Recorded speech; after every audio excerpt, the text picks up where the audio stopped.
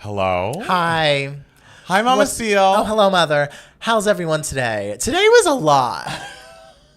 It was a lot. Today was a lot for we, the parasocials. Are we considered parasocial beings? We have parasocial tendencies. I mean, there are people who are fans of ours, you know, and we also follow people. Yeah, we follow people, but and we have an understanding of that world. Sure. Yeah, I love people. Like, I love Mariah. I love Kelly Clarkson. I love many people. Mm-hmm. But I don't know that I would call, like, I don't know that I have parasocial relationships outside of, like, wow, I really respect your art and I love you so much. Sure, of course. But, like, I don't consider it, like, problematic. My priority. Hello, Olaf. Hello. Hi, Donovan. Hi, Tyler. How's everyone doing? Oh, the snow is falling and friends are calling. I know it's snowing on the East Coast. I love that. We love snow. Chilly. Oh, yes. Warm up. I guess what you need to have... What about me, Matt? Griffin, Hi, Griffin. you count. And Griffin, I know you IRL. Griffin's, yeah. Yeah, Griffin's my friend. San Francisco. Hi, happy Sunday, San Francisco. everyone. What about San Francisco? Hey, I don't know, but we love it.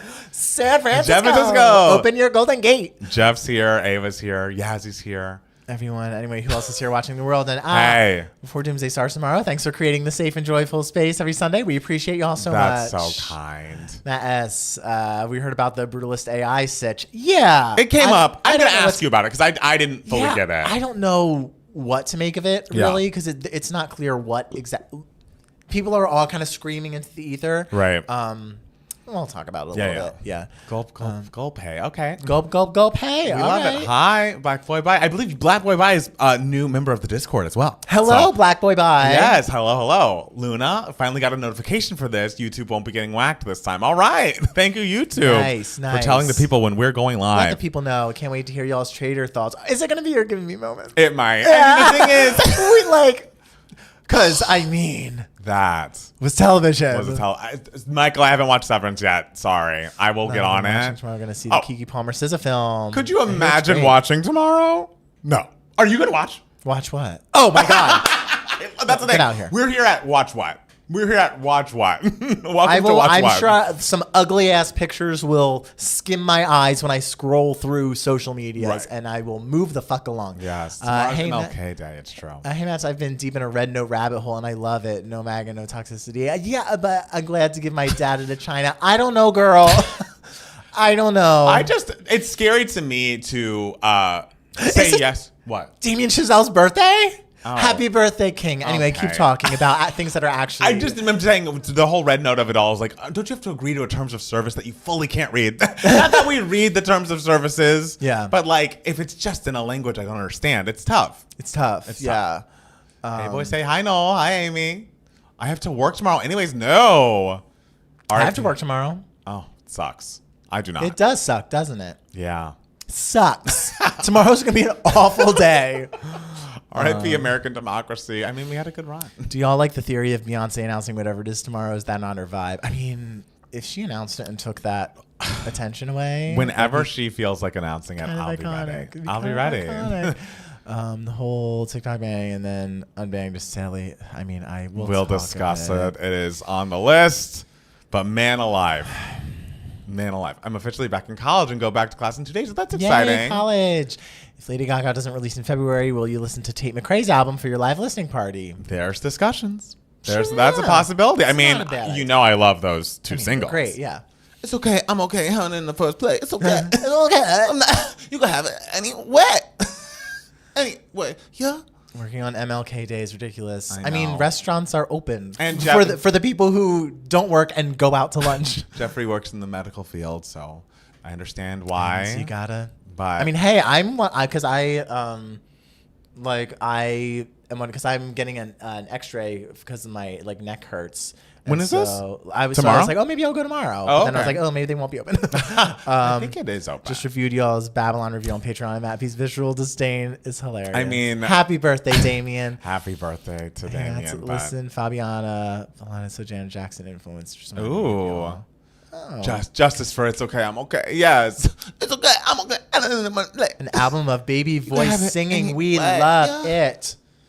Palmer, I listened to Griff's album and She's Got Talent. Miss Me Too and 19th Hour are great. Oh, I love that Griff album. That Griff album's excellent. I'm so glad you're on board, Olaf. And I'm so glad we're all here together. It is nice knowing that, like, we have fun friends. We have a fun Sunday date every week. With the people. With the people. They just watch us talk about nothing, hey, everything. Sometimes something. Taylor Swift, please shadow drop Reputation TV tomorrow. I need happiness. I mean, the whole TikTok mess makes you hate everybody. Nobody is consistent or cares about being principled. They just want to have takes.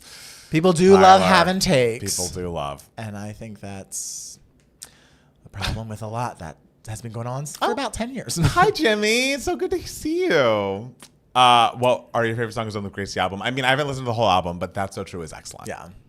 Saw Sing Sing yesterday. My God, Coleman Domingo. I saw that it's being re-released and it's in a theater close by me. It's been re-released 12,000 times. Hey, if it's re-released again, this time I'm going to see it. It's on my list. Did you watch Severance? No, I need to get to it. I've seen a bunch of crazy theories about why Reputation Taylor's version will be announced on Thursday, same day as Oscar Noms Day. Is it still the Oscar Noms Day? Did they move it to that day? Because I remember it's Oscar the Noms 23rd. moved. Yeah, okay. It's going to be the 23rd. But also, yes. Is an announcement that an album is coming, is that going to take up the whole day of discussion? Because it's not like there's like songs that are being released. It's like, oh, let's talk about each individual song. Right. It's just like, oh, an album is coming. I'm Yes. excited. Anyway. Yes. I mean, yeah, you're right. I mean, yeah, there's especially it's like this is an album that we've all heard. Whereas if they come out the same day as Oscar nominations, like there are categories to discuss. What got snubbed in editing? Ooh, watch Conclave and sadly fell asleep. Sorry. Oh, wake back up and see it. Hey, that's like me watching that animated movie y'all like so much. Sorry that y'all were upset by what I said there. Does Matt Palmer watch The Substance? Yeah, it was I just did. I liked it. moments. Loved it a lot. My mom's birthday is the day after Martin Luther King Oh, Day. happy birthday to your mom. Oh, I love That's So True. Yes, That's So True is great. Yeah. And I think someone commented, like, didn't you say it sounded very Taylor? And I did, but then I heard some of her other songs that sounded even more Taylor. So that one was like, oh, this is so original. Guys, I've never heard anything like this. A revolutionary. Swifties will take what we can get. I get it. Yes, we know you will. Whoever know y'all will. Whoever just mentioned the Babylon Review, you're welcome. That was Jimmy's That was fault. Jimmy. Thank you, Jimmy. Hey, and that's why we don't accept long form requests anymore. So thank Jimmy for that too. Yeah, Oscars were 17th, 19th, now officially 23rd, which Oh, I'm got it. happy about because like the time in between nominations and awards is so long. You need cut less it time. shorter a week. Wait, Helps. which animated movie? It's a movie called Flow. How is the gore substance not too gory for you? I mean, I did close my eyes at points, and the stories were. I mean, and the story was so good, like that I was invested and liked it. And by the end, when there's gore, it's so ridiculous. Yeah, that it's that like you're just I don't this need to. isn't This real. isn't real. Yeah, we'll talk about a little bit of the brutalist stuff. Season 3 Traitors is iconic, and we're not even that far into it. You know, bold take. Carolyn will be the last traitor standing. I fully agree with that. I think that's. I think they're giving her the winner's edit. Hey. Like, I truly do. I mean, and the thing is, I'm rooting for her. Yeah, of course. Yeah. The message thanking. Yeah, we'll talk about it. Please don't let Bite Dance. That's the Chinese company. That's funny. Palmer, are you watching Abbott? I haven't heard you talk about it in a while. I am, but they take a lot of long breaks, Abbott, which, like, I get it. Everyone's busy. And I think they just came back with a crossover episode with It's Always Sunny in Philadelphia that I have not seen yet. Matt Palmer loving The Substance, so unexpected. I know. Not as unexpected to me as Matt Palmer loving Poor Things. Like, when you were like, I was like, I figured you would just be like, I don't know. It's kind of silly and a little like grotesque in moments. I was in. Like that's how I imagine your review would have been. No, I like that. What would you say is the best breakup song written by a man? I would say When I Was Your Man by Bruno or Ghost Town by Benson Boone. We love everyone, and I've not heard Ghost Town by Benson Boone. It's not that. I love it. I'm sure it's great, but like this person just showed up. I think we have a recency bias problem as a culture. Sure. And so I can't have a breakup song of all time, even though I know it's a joke. We're kidding. We're all having fun. Not that. Last day of freedom, y'all. Hope you enjoyed today because tomorrow we'll begin at the I didn't enjoy today. I didn't. Not still coming in a bad mood. Oh my God. Today I was just looking at everything online while at work. Well, that's the issue. Don't And I was look just at like, the things. I looked a little, but I looked for weight because it was like like also like the online film stuff going on about like the brutalist stuff, and everyone's screaming their opinions, and I'm just like, everyone is make me so stressed. Yeah. Damien Rice has bangers of breakup songs, 3 albums of them. That's very true. How's y'all's weather? It's freezing here in Texas. It's cold here too. It's like 58 degrees. Hey, I was a little cold in Joshua Tree this weekend, I will say. It was like in the 40s. 40s. Wow. I know. Oh no. Steele said, let me stop you right there. Yes, today sucked. Thoughts on the Salt Lake City finale? Honestly, that might be my give me moments. I don't know when we want to talk about Traitors, but man, that was a great. I mean, the thing is, I'll tell you what happens, but like, you know, like in Housewives shows, when it's like, you know what, we all need to just like start some mess. So let's like play a game. Like one of the games in Miami a few seasons ago, I want us to go around and talk about who at this table we trust the least. Oh, I saw that on The View. They were talking about that. That's so funny. There was one that happened on Salt Lake City that like next level shit. Like it's truly the craziest thing anyone's ever said. And they all were like, okay, yeah, let's do it. And they were like, let's share the meanest text we've ever sent. Like kind of unbelievable. So today was not a fairy tale. Speaking of things that are bad. That's why maybe we're both in bad moods. I don't know. No, even if we were in a good mood, we would be like, that's one of her worst songs. It's so bad. Hello, can Heather stop giving monologues? Though, honestly, and we'll get to it, if we're firing someone, Heather's near the top of my list. I think Heather or Whitney. Heather or Whitney could go. Freezing here in Seattle, yet humid at the same time. Oh. My birthday's tomorrow, and I'm not looking forward to it. No, celebrate it. Celebrate your birthday. Ignore culture. Yeah. And focus on how you were Babe, born. you are the culture. Yes, you become the culture of your birthday. Is tomorrow the start of the end of the Chinese New Year? I know it's usually around this time. Yeah. What's the year? What is it the year of? It's the year of the snake, I think, coming up. Ooh, Reputation, Taylor's version coming.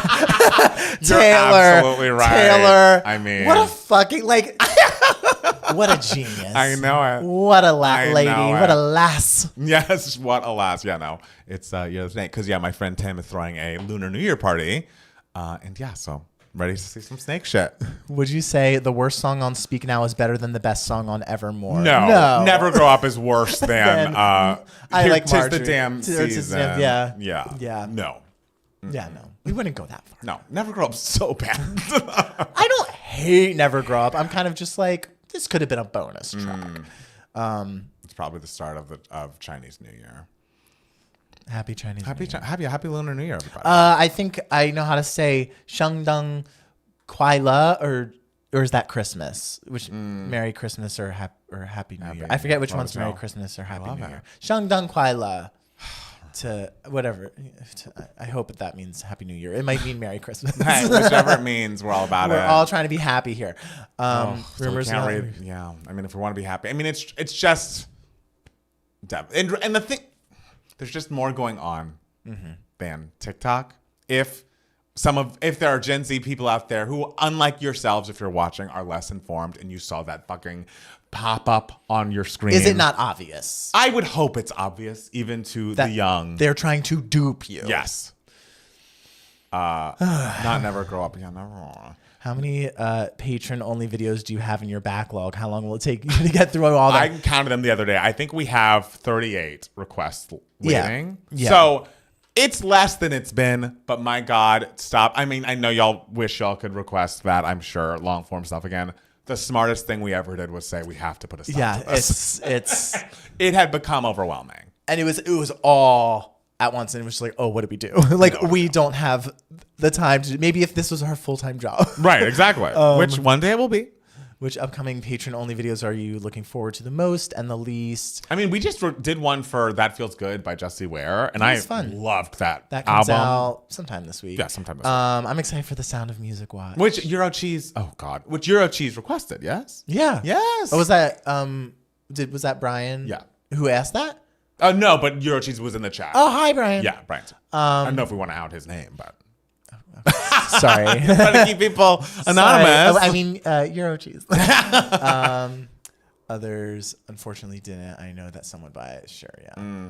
Yeah, that's the thing is like everyone in like my bubble of social media was just like, this is obvious. Yes. But I know that There's just so much The misinformation. algorithm is just showing me my bubble. Right. The funny thing is that Trump literally backed banning TikTok in 2020 when he was, It was his getting back. idea. He's back in the office. He wants to act like the savior of TikTok. Opportunist much? Oh, wow. Absolutely. I never was interested in TikTok. I only downloaded a couple times, but I deleted it after. I only downloaded it so I could see what was happening on the 2 Gay Mats TikTok. Right. Hi, no worries on the name. Haha. Okay, good. All right, Brian. Don't want to out anybody. I know, yeah. Yes, it means Happy New Year, Shandong Mattel. Kaila. Congratulations. Thank you. If Red Note becomes the next big thing, you'll have to start learning Mandarin. Hey. I'm not going to go on. Y'all's Regina Spektor of You Had Me Laughing. Thank you. Thank you. Jesse Ware, I love What's Your Pleasure, one of the best dance pop albums of all time. That's cool. I love that you love We it. prefer. That We feels do. good. We do. But, I live in D.C. and outside my grocery store, there's a truck with Trump flags and it Whoa. made my little sad. I mean, the thing is, like, the fact that people traveled and spent money to go to this, they can't get in. Like, losers. he's duping all of Duping all you. He also does, if you do not have a copious amount of money, he doesn't care about you. How many times can that be said? And like, do you not hear it? Do you think you're just like one lotto ticket away from being a millionaire? Because babe, it's not gonna happen. And he thinks you're trash. Like he hates you. Wake up! What's not clicking? What did New God. York's mom say? God. What's not clicking? I know this is us having a good last day. Oh, God. I mean, it's just... Last Night's Mascara will be one of my favorite songs of 2025. A classic. It's that is fantastic. A great Griff song. Great It's fantastic. Song. Absolutely. It's like, when you do, I guess she... It was 2024, though, wasn't it? Not you. I mean, if we're being technical... Right. But it could be, most listened to of the year. That Hey, was like, listen, the Daniel Bedingfield song "Over You" came out in 2013, but it is my favorite song of 2025. And I'm telling you guys, and I know people are like, love to do search engines and be like, aren't finding that. The Daniel Bedingfield video is great. It's we great. put it up. I had a great today. time. The thing is, like, I didn't even have to edit it. Like, there were so few edits in it because I was Good. like, this is great all the way through.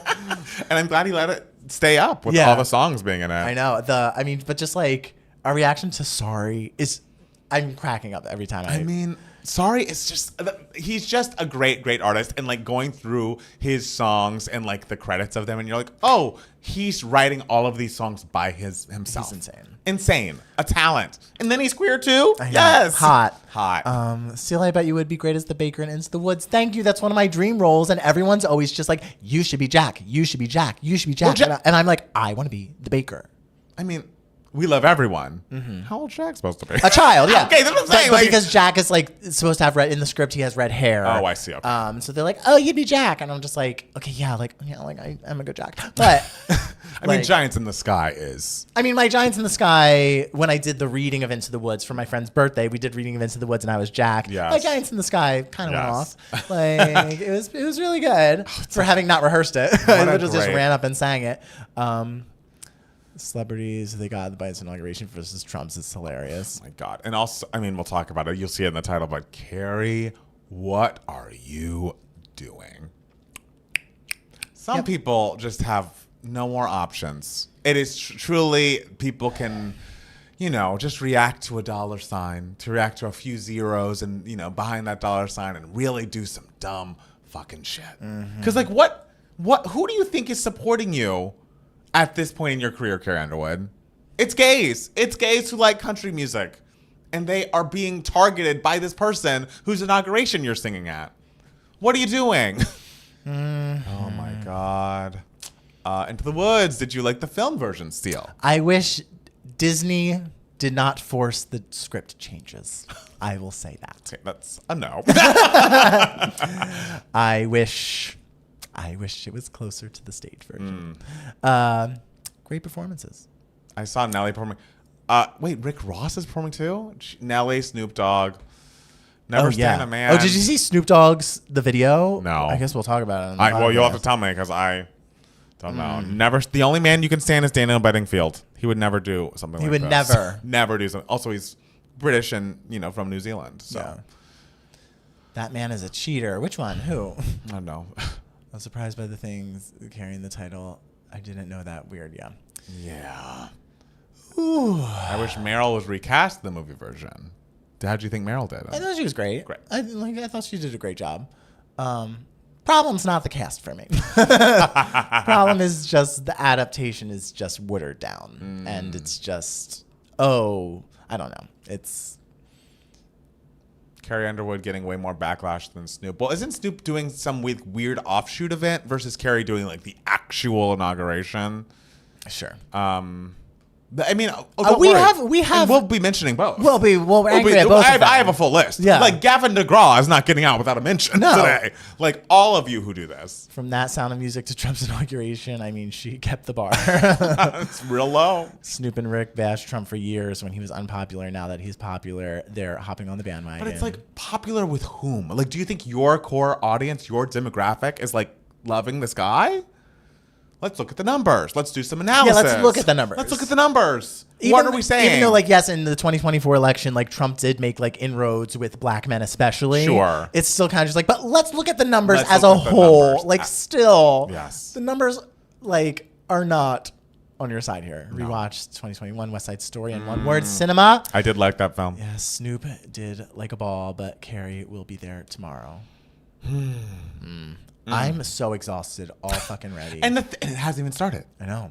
This is why we can't let him drag us down I know. for 4 fucking years. These are going to be the 2K Mats content these 4 years will be joyful. Yes. And Positive. Positive. Yes. And all we'll say about him is fuck that guy. Fuck that guy. Fuck that crook. Guy. He's a crook. Fuck He's a felon. that fraud. Fuck that felon. Hate it. He probably smells too. I mean, you can't have all that, fake tanner on you. I know. There's probably so much sweat. Yeah, a lot of sweat. A lot of sweat. People don't have any core beliefs anymore. It's literally just where the culture's shifting and what someone online is saying that they go along with. Sure. I know we say this as someone who's just like, listen to what we have to say. But it's also like, we've never wavered. Like, note, there will never be a moment where you come to this channel and we're like, he's not so bad. Like, that ain't happening. Not happening. Steele, what are your predictions for the last 2 slots in A Real Pain? I'm saying A Real Pain. Yeah, Best Picture. Best Picture. I think A Real Pain is higher up than the last 2 slots. Yeah, but the last slot is kind of like Sing Sing or Nickel Boys. Which one's it going to be? And it could surprise and could be September 5, which is a movie that randomly popped in the PGA nominations this week, and it was like, oh. Wait, September 5. There's a September 10th and a September 5. There are 2 different movies. There's a September 5 movie. What is that? It's about I think like during the Israeli hostage something. I forget what happened. Something at like the Olympics. Was it the Munich Olympic thing? But it's like from the perspective of like the journalists or something. I forget what it is specifically. But I guess I have to see it. Guess so. Yeah. Apparently it's good. That's why I like that Michelle Obama isn't showing up. Icon. Fucking icon. Trump is the political version of Dennis Quaid's character in The Substance. Yeah. September 5 makes it in, then Hugh Grant should get in for Heretics. And since we doing anything, okay. Yeah, why isn't anything happening with Challenger? It's just that it released a long time ago. It was so long ago. I think it's winning Best Score. Really? Like people are like, oh, I wish it wins Best Score. And I'm like, I think it's going to win Best Score. Is it nominated for Best Score in the Precursor Awards? Yeah, it won Best Score at the Golden Globes. Okay, good. I think it'll win Best Score. I mean, it's like between like that and The Brutalist, probably, for Best Score. Yeah, the Israeli hostages that were taken at the Olympics. Oh, okay. In like the 70s, asked questions about ethics on what they should show. Yeah, because it was like in the trailer, it's showing very much like the journalists being like, "We're gonna show this, like everything that we're seeing." I see. Real Pain, Matt Steele Girl. At this point, it's not getting a Best Picture. It's. I think it's getting a Best Picture. All right. I think Real Pain is gonna do well, for nominations. I hate that the Academy does that. Movie comes out too early. Yeah, but it's like with anything. Like, if something happened a long time ago, it's natural for some people. It's hard for a movie to sustain such momentum for that long, unless it's something truly like big and completely different from anything else, like Everything Everywhere All at Once. Right. You know. Right. Oh, the Grammys are coming up. That's true in a couple of weeks. Are they? Excited to see that because that's what February 2nd. I think the Grammys are. Did I make that up? Sometime around there. Yeah. See how that's gonna go. The list might not be much of a I think it'll still be a contender. Hi, Ty. Hi. Hi. Give Best Picture to Luigi's headshot. Silly. Oh, y'all. It's one of them days. I hear that movie's great. The new SZA and I hear it's very good. I need to see that. Yeah. I want to. SZA and Keke Palmer. Calling in Zendaya for lead actress for Challengers, because why not? That would be a shocker. You think Cynthia Erivo's going to get in for lead actress? I think so. Yeah. You think so? Okay. Yeah. It's true. Another example is Get Out. Came out in like February, but word of mouth. Yeah. Word of mouth for that one was so very loud. I saw one of them days this weekend. It was a lot of fun. Oh, good. Yeah. Everyone I know who saw it really liked it. I'm a Swiftie, but Tortured Poets Department better not win Album of the Year. That's funny. It's not too late to nominate Thelma. Did you guys hear about the rumors of MX and Ice Spice collab? Oh, yeah, Mariah and Ice Spice. Apparently, Mariah followed her on Instagram. Okay. All right, cool. Great. If Mariah's releasing new music. And if that means there's a new Mariah song available, then I'm all for it. Thank you. If I get a shocker actress, I want June Squibb and Thelma. We all do. Right now, I bet Billy wins Album of the Year. I could see that. I could see it. Hi, Christian. I'd be a little disappointed, but it wouldn't be like Billy winning Album of the Year is kind of like if Conclave won Best Picture. It would kind of be like deserved. Sure. Not angry about it, but No. is it like the most like exciting like choice that like would get people to go, oh, you know? Right. I don't know. Better Man needs to get a Best Picture nom for sure. I'm sad people let it flop. I think word of mouth for Better Man is getting a little better. I don't know. Like, so it's all over my timeline. Really? Yeah.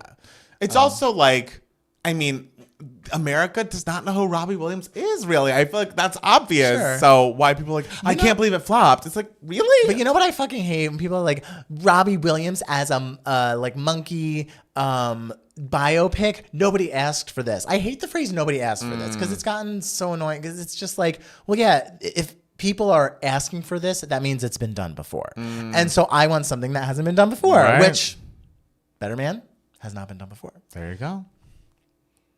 I wouldn't be mad with any album winning because this year's music was right. Yeah, it's like, I like all of it.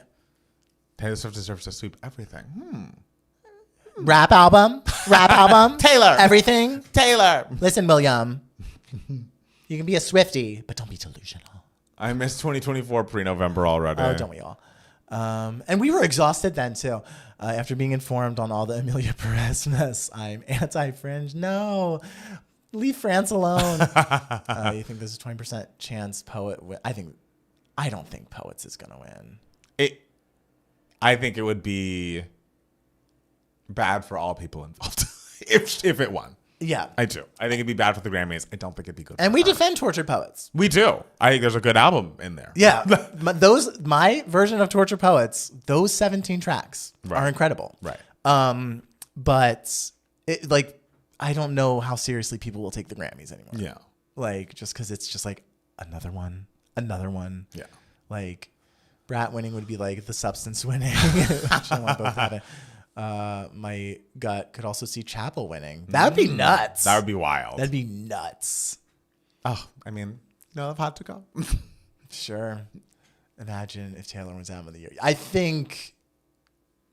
don't think that would be good for her. I think that's the last thing. It's she like needs right now. remember when she was campaighning for All Too Well short film to get an Oscar nomination? I was like, yes. I think that would also be bad for her. Yes. Like I feel like she's always walking the line of like people being like, yeah, go Taylor, and being like, enough. And like that would teeter. Again, I'm not saying I want it. Just be prepared. I agree it would be bad for all of us. Yes. And we want Taylor to, stay popular and good and everything and encouraged. So like I don't want to see more backlash. Right. Of against course her. not. No. Stan Twitter, if I have a meltdown if Taylor wins Album of the Year, is steal 17 Tack Torture Poets Department on Patreon because I need to see it. It definitely was on the Discord. Did we put a Yeah. Patreon post about it? It's somewhere. Oh, no, that was my playlist for my friend who didn't know Taylor Swift music. Right, which I think that had a post on Patreon.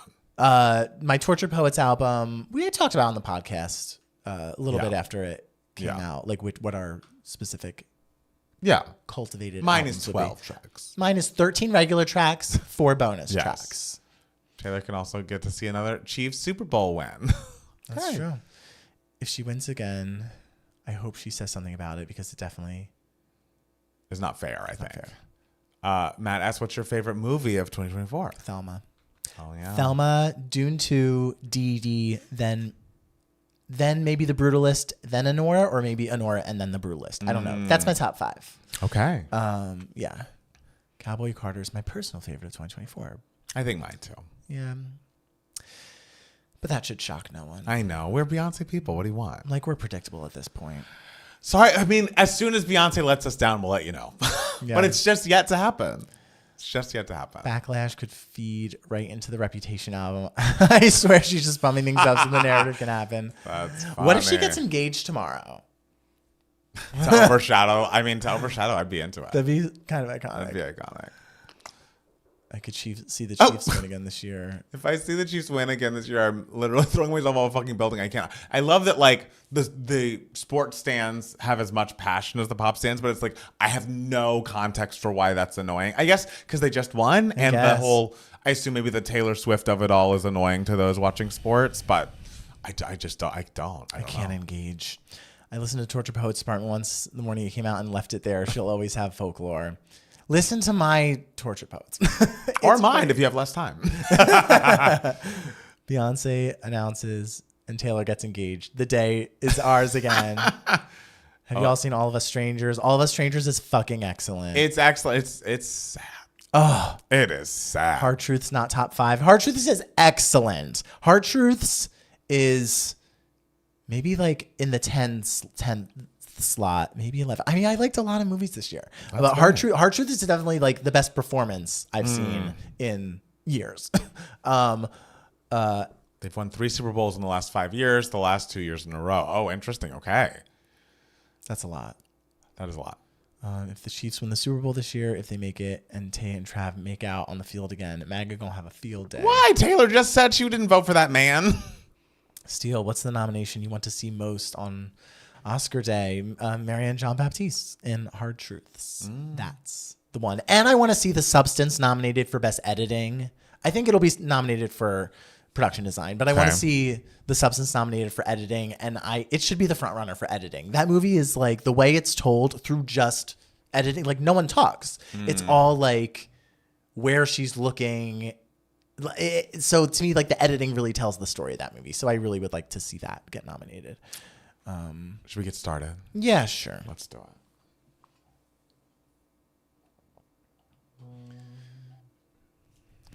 Okay. Hello. We have made a vow. What's the vow? This upcoming week and maybe upcoming 4 years is going to be terrible. Yes. Horrible. No good. And so we, the Two Gay Mats, have made a vow that we will try to be as positive as humanly possible. Absolutely. Today's podcast might be a little stressed out. I mean, it's a stressful time. It's a stressful time. There are some stories we couldn't overlook. Today especially was just like, oh no, is this what it's going to be like every day for the next one? And we can't have that. Today was so stressful, guys. And it's like we have to, while of course we want to consume when he does something terrible and like know about it and speak to it, but we also need to take care of our mental health. Yeah. And I hope that our listenership wants some joy while they're in their car, while they're watching us on YouTube. So we've got to bring the positivity where we can. The fucking positivity. But maybe not today. Not today. Oh, God. Okay, let's put an ad. Some of you will get an ad. Some of you won't. We love you all the same. I do wonder how they choose who gets an ad and who doesn't. I know. Who are the unlucky few? Are you unlucky if you get the ad or if you don't? Oh, who's to say? Y'all can decide that for yourselves. Absolutely. Like, what did I do this week? I did some stuff. Oh, okay. All right. Ads going on my end. Beautiful. Then once it's done, we'll get started. Oh my God, my phone is blowing the hell up. God, Mr. Popular. Arthur's texting the hell out of me, girl. What's going on? Big Brother news or something? No, Tyra Banks is on Hollywood Squares. Why is that important? It's important. Why is that something you need to be texted about? Yeah. Whose name is Two Girls, One Cup? Matt, what does that mean? Oh, babe. Oh. Don't worry about it. Before you were born, yes, darling. don't worry about it. Do not worry about it. Don't worry about it. Don't worry about it. Don't worry. Okay, do you want to start? To me start. Oh, please, you start. Okay. Hi, everybody, and welcome back to Two Gay Mats, the podcast. It's Matt Palmer. And it's Matt Steele. And we are back again another week. It is currently Sunday, January 19th, 2025. Yes. And Matt Steele. Yeah. How was your week? How was your week? My week was okay. I had some moments. It was like over the weekend, I went with Sarah, my friend, has a house in Joshua Tree. Mm-hmm. And so Jackson, myself, Tim, and Joe all went to Joshua Tree with Sarah and her cute little baby Owen. And we just had a really fun time staying at her house, which she Airbnbs, and, exploring the downtown area, going into Pioneer Town, enjoying that, playing some games. Just like, after the whole LA fires of it all, it was nice to have a little bit of a break and like go outside and not be like, do I need to be wearing an N95 right now? Like the air was clear. And so that was very lovely. Yeah. Could you feel like when you stepped outside of the car, were you like, oh, I feel the clean air? Like, did you notice a difference? The thing is, yes, but also was that just a placebo effect and Sure. like my mind playing tricks on me? Either way, it felt great. And I love that. No, it's, speaking of what has been going on in LA, Jackson and I have been putting together some clothes. His sister has a friend who was directly affected and lost their home. And they are a gay man that are similar height and build to me and Jackson. So we put a lot of clothing together for him and his partner, and they opened it. And funnily enough, they opened up the package. They sifted through some of my clothing, and some of the first things that the boyfriend said was, I bet he shops at ASOS. Yeah. And you know what, sir? You're absolutely right. And I hope you love some of the ASOS things as well. They was relayed to me as like, oh, it just shows how much he's shopping online, And I'm like, guys, I think that was a read. And like, I'm okay with it.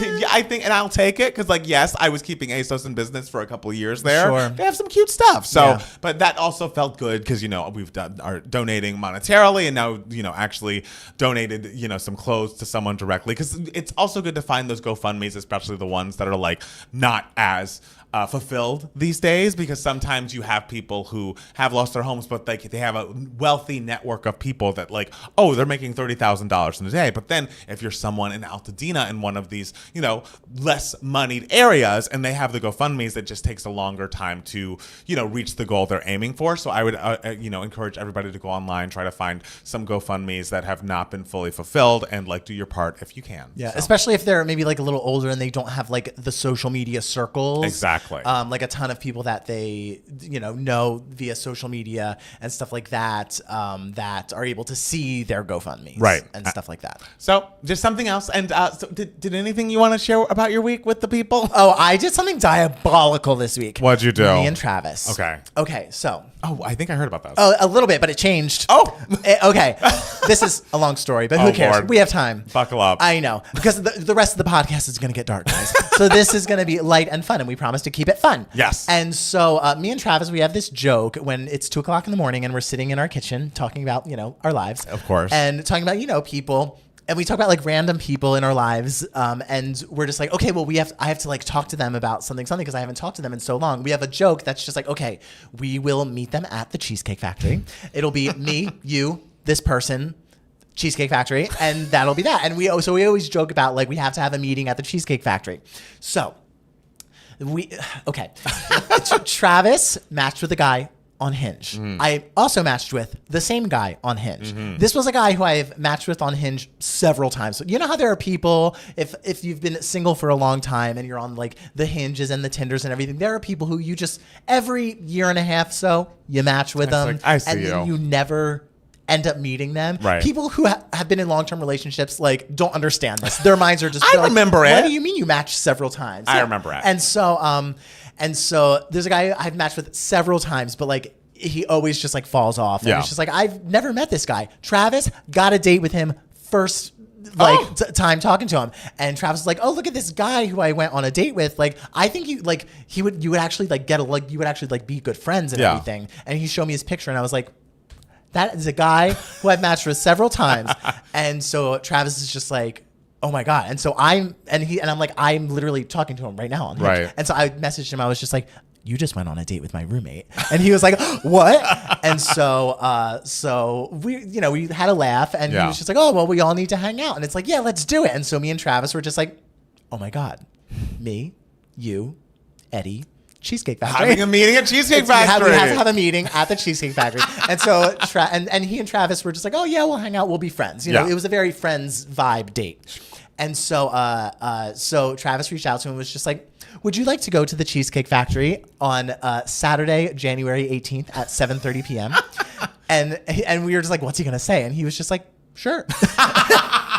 Did he know it was with you as well? It was with me, yeah. Wow. And so for like the 2 weeks we've been planning this, we were just like, I wonder what he thinks this is. Like, what is he creating in his mind? Like, does read as throuple. It reads as like a weird, menage a trois. But no, we just want to have a meeting at the Cheesecake Factory. And so we were excited by the idea of just like sitting him down, being like, so you're probably wondering why we invited you here today. Oh my God. And the reason is we just wanted to hang out. And so we were very excited about our Cheesecake Factory meeting. But in my gut, I was just like, this is going to fall through. This is going to fucking fall through. No. And we were so scared it would fall through. The morning came.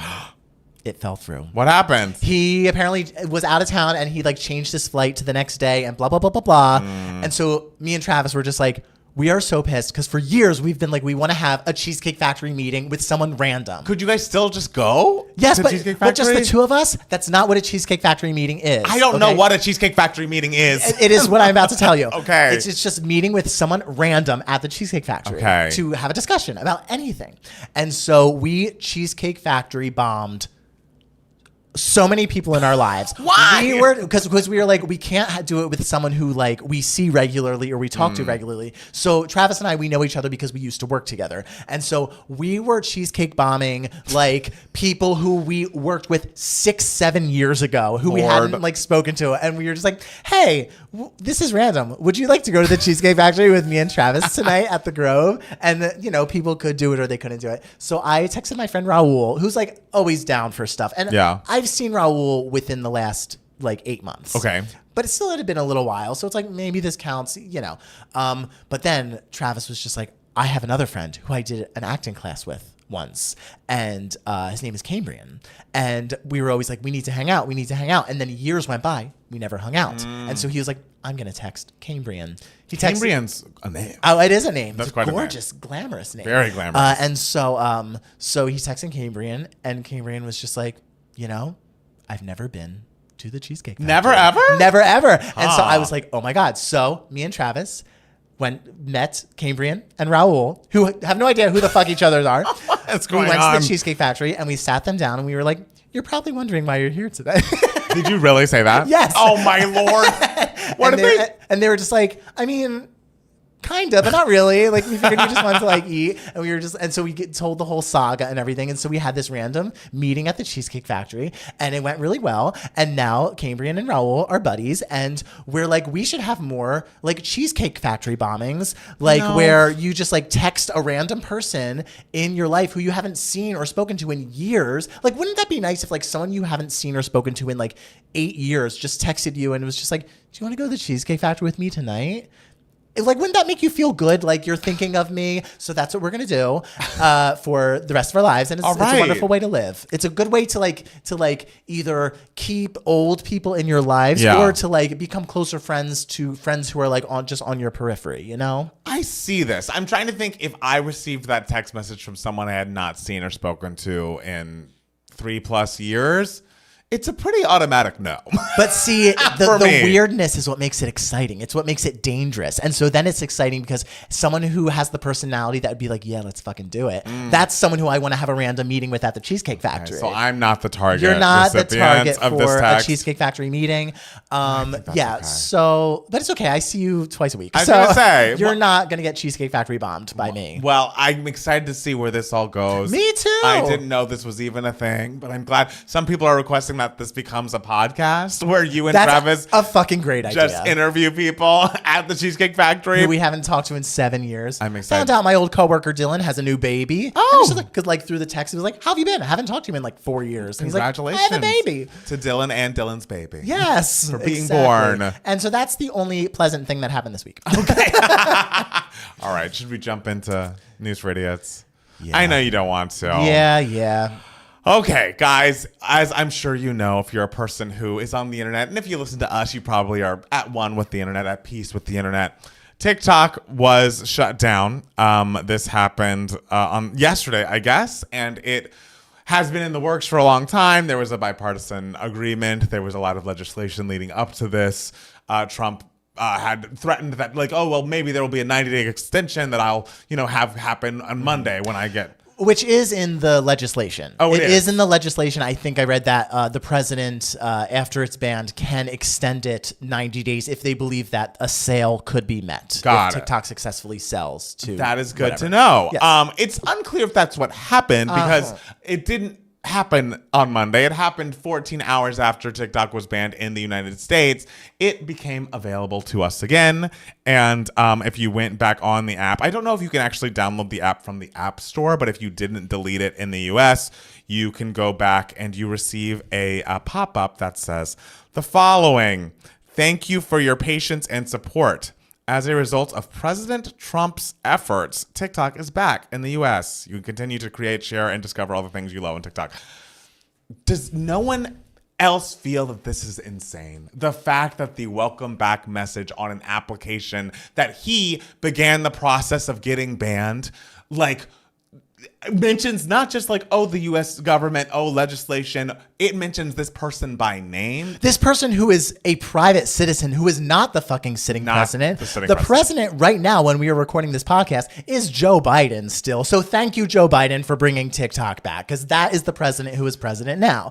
Like, even though technically, no, it wasn't. That did it. But, But it also, but to it's me, still like, why are we giving Trump credit for this? And also, like, giving him credit for solving a problem that he started. This in 2020 was one of his goals for whatever reason.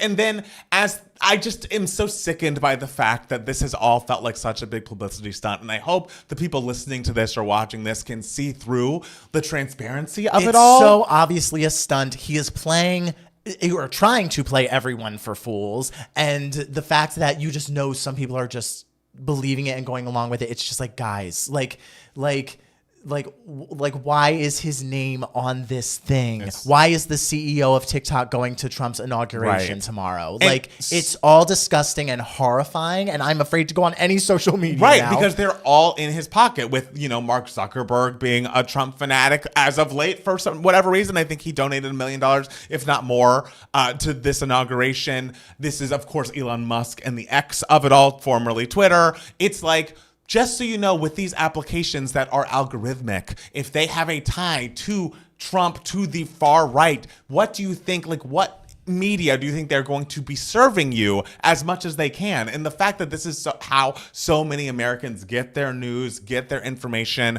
where communities were being built to keep, when there were really scary things happening in our country and throughout the world, a lot of people got their news on TikTok, which is probably why there was a lot of people wanting it to be banned in the first place. Yeah, because one of our adversaries was controlling the algorithm.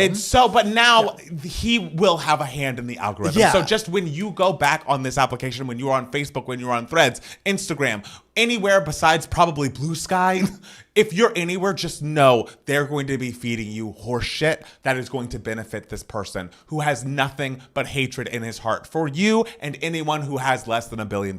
Okay? Don't feel good about this. It's scary. It's already begun. And I just don't know how we got here and why this is the top story on everyone's lips. He sickens me. Yeah, and it's just so weird that this is, he's just creating this narrative already, and he's not even president yet. It's like we're already exhausted by the headlines, and he's not even president. And yet. What I'm hoping for is the fact that this is happening even before he's president yet. Hopefully, 4 years down the road, people's attention spans are so short. Absolutely. They the people who are believing this and giving him credit for this that he does not deserve, that they will have forgotten at this point. But people didn't forget about, remember when he postponed getting stimulus checks to the American people during COVID. It felt very much because like that. he wanted to put his name on the check, which postponed the stimulus checks actually getting to the people. Which he was against us having stimulus checks in the first place. Let's not forget that. So when it is time to, vote for, I God hope that A, we vote, and B, that we're voting for a different Republican candidate or a Democrat. just keep that in mind. Don't be fooled. Keep your eyes open because they are going to try to brainwash all of us, including you listening to this between now and the end of this term. So disgusting. I hate it. And something else I hate is Carrie Underwood. Now, because Carrie Underwood has decided that she will be performing at the inauguration tomorrow. She's scheduled to perform America the Beautiful. The quote is, in 2019, she wanted to stay far out of politics if possible, at least in public, because nobody wins. But now she's saying, I love our country and am honored to have been asked to sing at the inauguration and to be a small part of this historic event. I am humbled to answer the call at this time where we all must come together, blah, blah, blah. And it's like, bitch, how is this coming together? Who at this point do you think your audience is? It is gay men of our age. And this administration wants us gone, wants us wiped off the fucking map. What do you think you're doing? I have heard reports that her Spotify monthly listeners have plummeted. And the fact that she and the other people performing at this inauguration are they're just pretending that this is a normal event that they've been invited to and scheduled to perform at, and it is not. This isn't even 2017 anymore. No. It's like the first Trump inauguration. It's like, yeah, they got Jennifer Holliday to say yes for a second, and then when people and Jennifer Holliday, who I assume was not super tuned into what was happening, because immediately after when she found out after the backlash she was receiving, she was like, oh, I don't want to be a part of this, and so she dropped out. But it's like, by now in 2025, you know what you are doing. It's not even like it's 2017. Let's just see what this is like. And I'll do it to bring the country together and blah, blah, blah. It's just like, this is a man who actively tried to overturn the results of an election. Yes. The founding principle of the country and any free and fair and democratic country. Right. He tried, this guy is a fucking, it makes my skin crawl. Absolutely. And the fact that people are trying to normalize it now, because in 2017 I could see the mindset of being like, you know what, we gotta give a chance and blah blah. I could totally. I mean, at the time I couldn't really see it. At the time I was just like, fuck everyone. But now I know, you know. Don't pretend like you don't fucking know. Right. It's what is this decision? And I mean, it's Snoop Dogg is one of the performers. He's performing, I think, at a separate ball, supposedly, along with Nelly. I don't give a fuck where he's performing. I know. And the thing is, people are now bringing up this video that he released in 2017, being like, if you are fucking performing at this asshole's inauguration, you're a fucking idiot. Wow. Trash. I mean, he used more interesting jargon than I can say on this podcast or anywhere. or anywhere. But it's just so what changed? Yes. Money. You were offered money. That's how much you now have a price to how much you are willing to sell yourself and sell your soul, because this is wrong. Billy Ray Cyrus is performing. Village People, I think there's only one surviving member, but they're performing. Rascal Flatts. The Village Person? Which Village Person is performing? I don't know. The gayest of the gay. Girl. Rascal Flatts, and then Gavin DeGraw. And it's there are other people that are more Billy Ray Cyrus. I get why Miley doesn't talk to you, and you're just making it clearer and clearer by the day. Just all of you can all go fuck yourselves. And do not normalize this. There are if you are with him, you are against us, and I have nothing for you. I will not be engaging with any content you make. I can't wait to listen to Kelly Clarkson's better covers of those Carrie Underwood songs that she's covered before, and Never Giving Before He Cheats another listen. I want to know what Laura Benanti has to say about Carrie Underwood. Because she was very anti her and Sound of Music? It's because after the Zachary Levi thing, when Laura Benanti went on to the podcast and was just I never liked him. So I wonder what she has to say about Carrie Underwood now. Please. Put her on 2 Gay Mats. I know. Laura. We're ready to listen. We're ready to listen to Laura. This is not for you. It's for me. Okay, Nintendo, I'll leave. You can just go. The Nintendo Switch 2 is coming.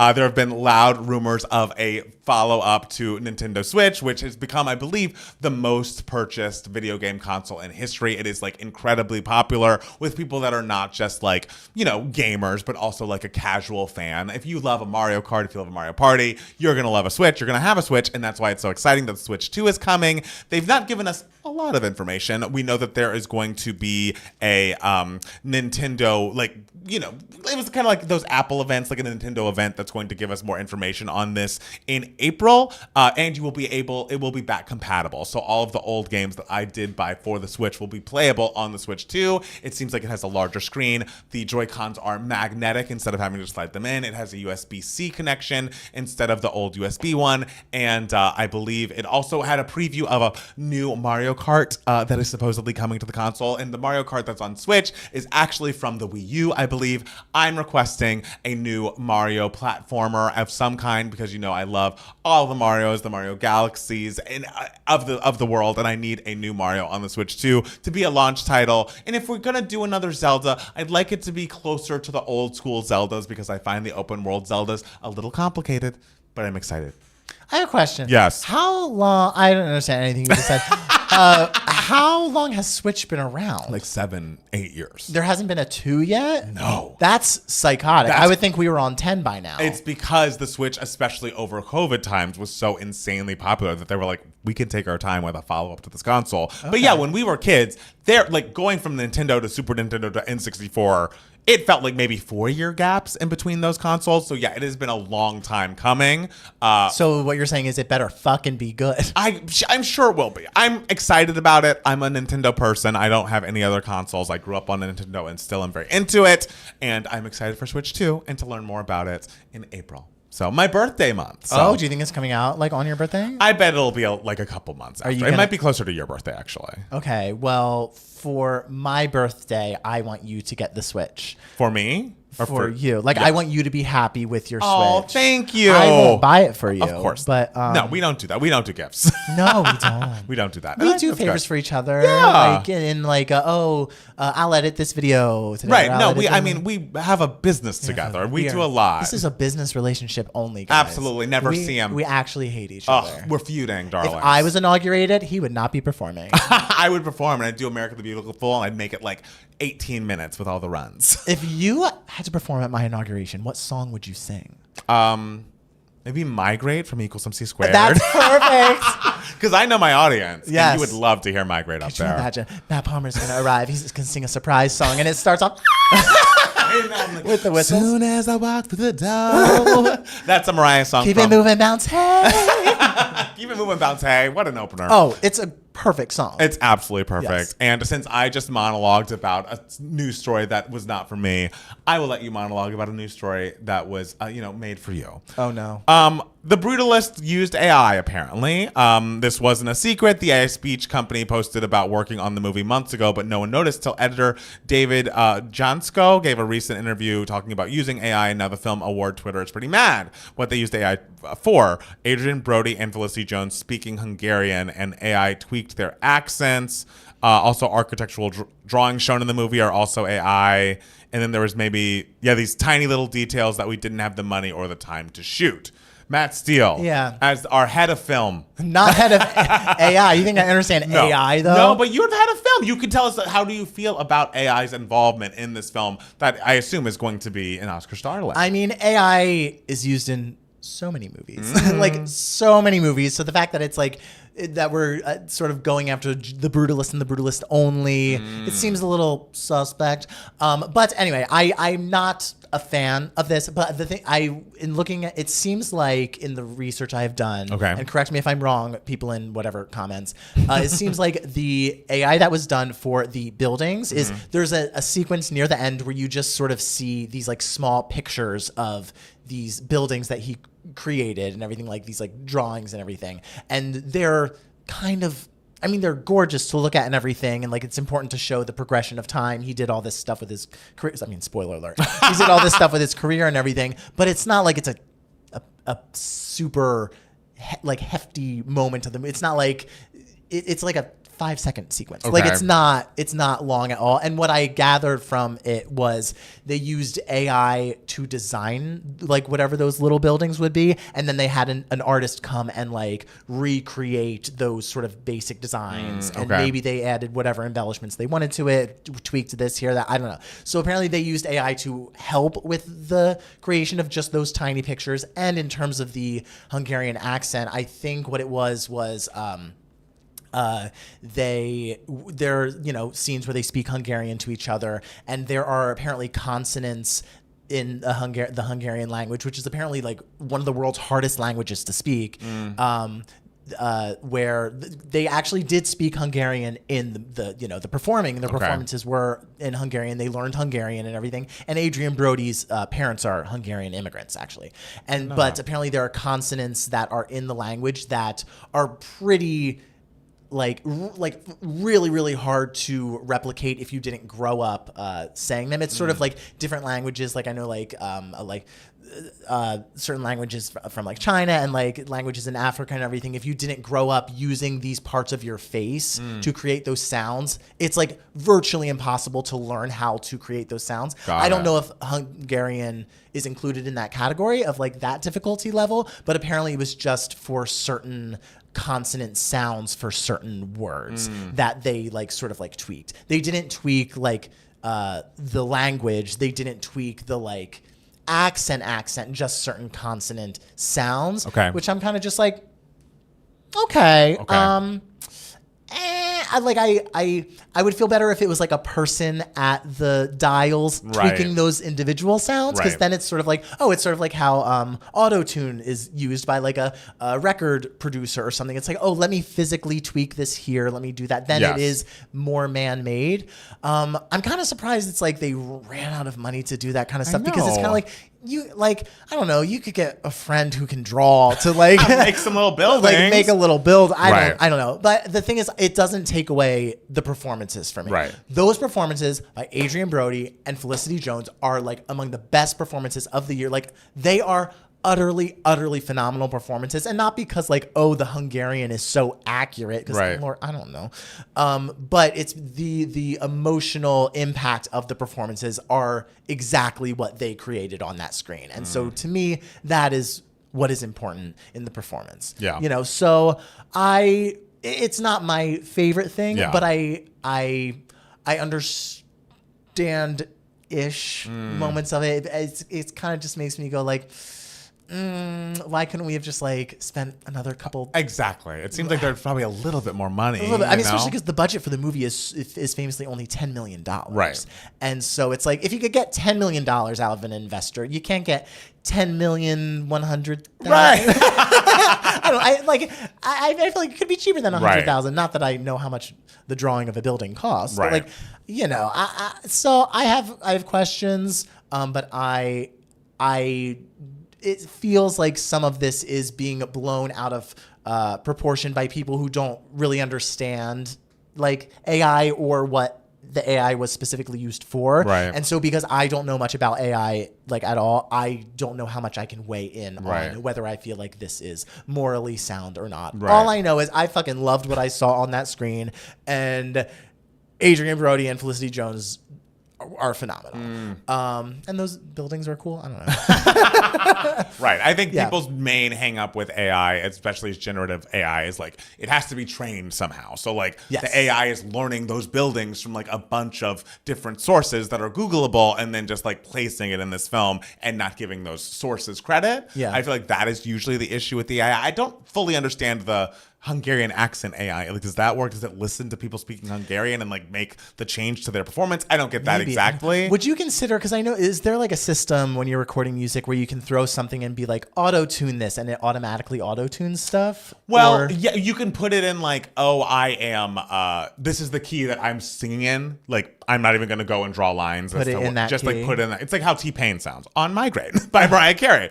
That is not AI to me, because it's not like, we're changing the performance based on these outside factors that are changing what I put into it. I mean, it's technology that's like, this person can't sing as well as like the computer is helping them do, but it's not like I'm taking someone else's performance and like integrating it into mine. Okay. Yeah. Fair. So I think that is like the difference, the line, and just something to be aware of. I don't think I don't know so much about this. There shouldn't be a giant blowback, but I do think it is important to highlight when AI is used in these creative products going forward, just so we all can be aware and deal with it and see how much it's used and be like, this is the line we're comfortable with, this is the line we're not. I think it's, at this point, I hate to be that person. It's coming whether we want it or not, but we should be able to say, I am made uncomfortable by this and like vocalize it. But yeah, I don't think we should take away from the performances Adrian Brody. Yeah, because it's like the accent wasn't the performance. The performance was the performance. The emotional resonance was the performance, and he had it in droves, and she did too. All right. So yeah, it's interesting, and it's in a lot of accounts that I saw on social media that were really angry about this were some Timothée Chalamet stands. Was it Club Chalamet? I didn't see Club Chalamet particularly. I mean, I know she had a tragedy recently, so she's probably probably busy. Yes. But it's kind of just like, are y'all just fighting for your boy to win that Oscar? And it's like the Selena Gomez and Ariana Grande. Is this Stan Wars, or do you actually have a feeling about this? That's a question. It's a question. I guess we'll discover next week. People are still talking about it. They won't if we still have a country by then. Well, that we don't know. Ariana Grande, speaking of, has revealed that Glinda will also receive a brand new song for Wicked, for good. So now I believe Elphaba has a new song that Cynthia Erivo co-wrote, and apparently Glinda does too. It's a pivotal moment in Glinda's journey. It was written by Stephen Schwartz. It shows a side of her we've never seen before. It's a privilege to sing this song and be the first Glinda to bring it to life. I think that's exciting. I also, I think we should all note that of the acts in which we need to add more music, the second act of Wicked. Oh yeah, there's the one. Especially if we're gonna expand it, like how we expanded, Act 1 of Wicked, because Right. Act 2 of Wicked on the stage, it's like, oh, this is significantly shorter. Exactly. Yeah. So let's, I like to see what Stephen Schwartz came up with. I love how Cynthia Erivo is just like, oh yeah, I'm gonna write a little bit of my new song, but Ariana Grande just like the devout, who's just like, I can't touch Wicked. It's like, I'm not touching any of that. Steven, bless me with a song, Right. and I will sing whatever you put on that goddamn page. And this is the woman who wrote We Can't Be Friends. I know. A talent. If We Can't Be Friends was in Wicked for Good, if she love saved that for Wicked for Good, it'd be like, in the middle of the movie, we'd be like, wait, why I know, right? is this? Me and my truth, we sit in silence. Silence. I would be so thrilled in the theater for that. So great. Give that song the Oscar. Any feelings about the BAFTA nominations? They're cool. Great. At this point, it's kind of just like the awards bodies are so different. Yeah. Yeah. I'm excited. It's all the same names. All the same I don't know names. that the PGAs were interesting as well, just because September 5 got in there in the top 10 instead of Sing Sing or Nickel Boys. But the Cinematographers Guild, ASC, I believe it's called, whatever, those nominations came out, and Nickel Boys was not nominated for cinematography. Listen. Not okay. I'm not playing this game.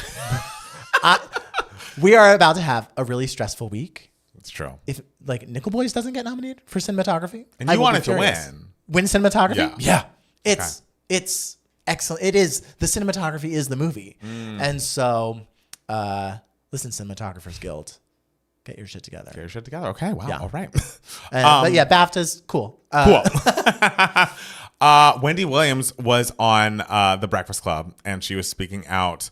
She's been in a conservatorship since 2022, and joined The Breakfast Club on Thursday, January 16th, where she denied that she is cognitively impaired and revealed the conditions of the facility she's currently living in. I feel like I'm in prison, she told the hosts. I'm in this place where people are in their 90s, their 80s, their 70s. There's something wrong with these people here on the floor. I didn't listen to the entire interview because it was pretty long, but I will say, between that documentary and the clips of it that I've seen, she sounded much more like herself, her old self, than I was expecting. Okay. So I don't know, because the whole Britney conservatorship thing, which, by the way, if anyone's watching on Max, we're in a documentary a little bit about Bam Margera. Oh yeah, we were on TV this week. I think it's the ID channel, ID network, specifically. But yeah, there's a Bam Margera documentary about his conservatorship, and Britney's is discussed, and our video about Britney Spears' conservatorship is used. I had to support my fellow Jerseyan, Bam. I was Bam from Jersey. I didn't know. So I think that's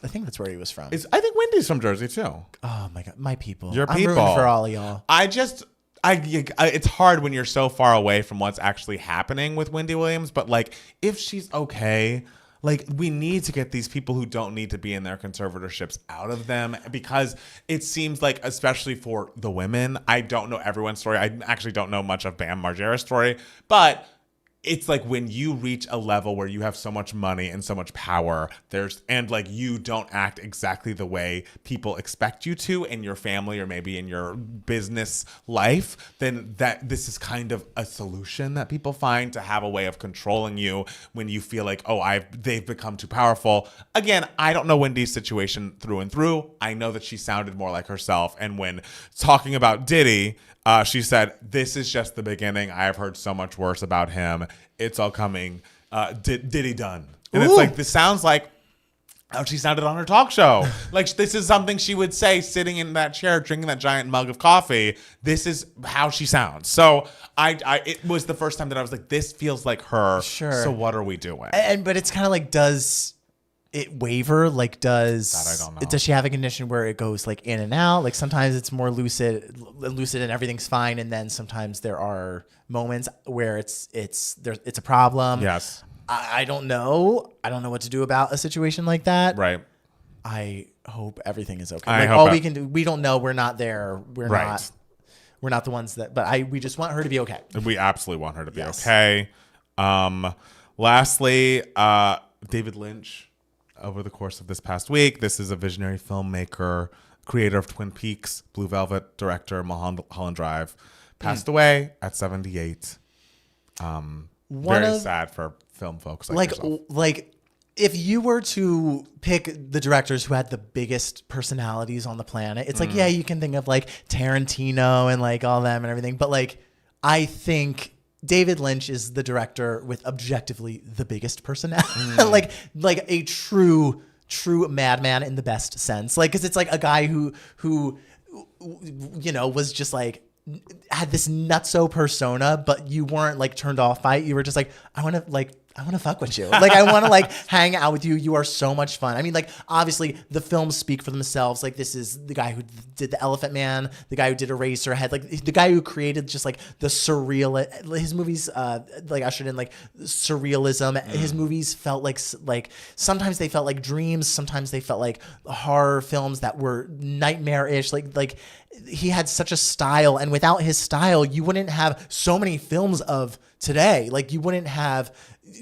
don't know if you would have The Substance. I don't know if you would have Amelia Perez. Like certain aspects of these movies, which are very different, I feel like could be inspired by elements of his aesthetic. And just like, I love just sitting down and like listening to him do interviews, or do anything. Like I think back to in 2006, when the movie Inland Empire came out that he directed, and he wasn't campaigning for himself or the movie to get a nomination. He was like, fucking Laura Dern gives the best performance of the year in my movie, and we don't have the money to have a full campaign for it.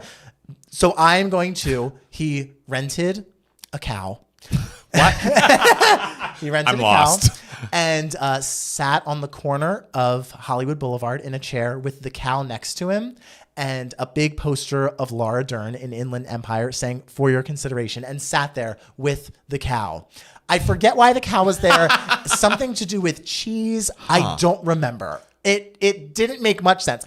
But I remember when I read it, I was like, huh. So this just such a huge personality. I know there's like the video of him on the internet where he's, directing a scene, and the scene is over. He like says cut, and you hear a producer whisper to him, "Do you think the scene should be a little shorter though?" And he's just like, "What the fuck does that mean? Why the fuck? Who gives a fuck how long the scene's supposed to be? Like, Jesus God!" And it's just like, you better fucking get her.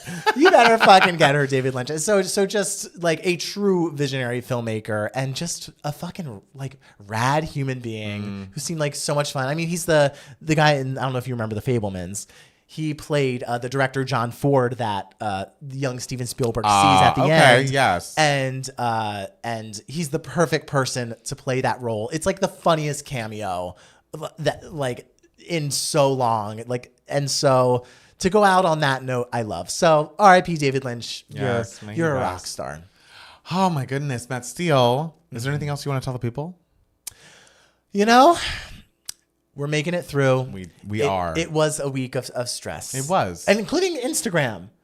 What did it? Oh, right. Getting rid of the squares? They made them rectangles, tall rectangles, because they were preparing to be like, oh, TikTok's not around, and we're going to become TikTok. It's all going to be short form videos, and this is the aspect ratio. And then look, Trump stabbed you in the back because he's not trustworthy. Obviously. I know. But it's funny because I feel hypocritical because like I laugh at the people who are having meltdowns that TikTok is gone. When literally for only like 2 minutes though, I looked at Instagram and I was just like, oh no, my squares that I perfectly cultivated. I know. Oh God. There are definitely stretches of my life that were perfectly in the squares. Oh, yes. And the 2Gay Mats grid in Instagram was all about put those in squares. so much work. But you know what? We will move on. Yes, we are just a couple of squares now living in a rectangle world. Yes. But we gotta adjust to it. I got over it after 5 minutes. That's good. And so we will move forward. We shall. Guys, we're going to take a quick break and then be back with more 2Gay Mats, the podcast. Yes, through the rain. Through the rain. I don't know what that was in reference to, but yes is my answer to it. What a song. What a song. Oh, they're letting Cynthia write a song for the movie. Why? Maybe she's a good writer. You never know. Do I know any songs she's written? Did she write that Harriet song? Like, I think she did because she got that Oscar nomination. Oh, great. I misread David Fincher for David Lynch and almost had a heart attack. Nah, David Fincher's... Matt S. a flat earther. I don't think so. Me? What did I say? Are y'all going to move to Red Note now? No. Why am I a flat earther? I think the cow is also a reference to her role in Blue Velvet. Ha, ha, ha. Oh. But this was for Inland Empire. What a weirdo. I love it. Do you have letterbox accounts?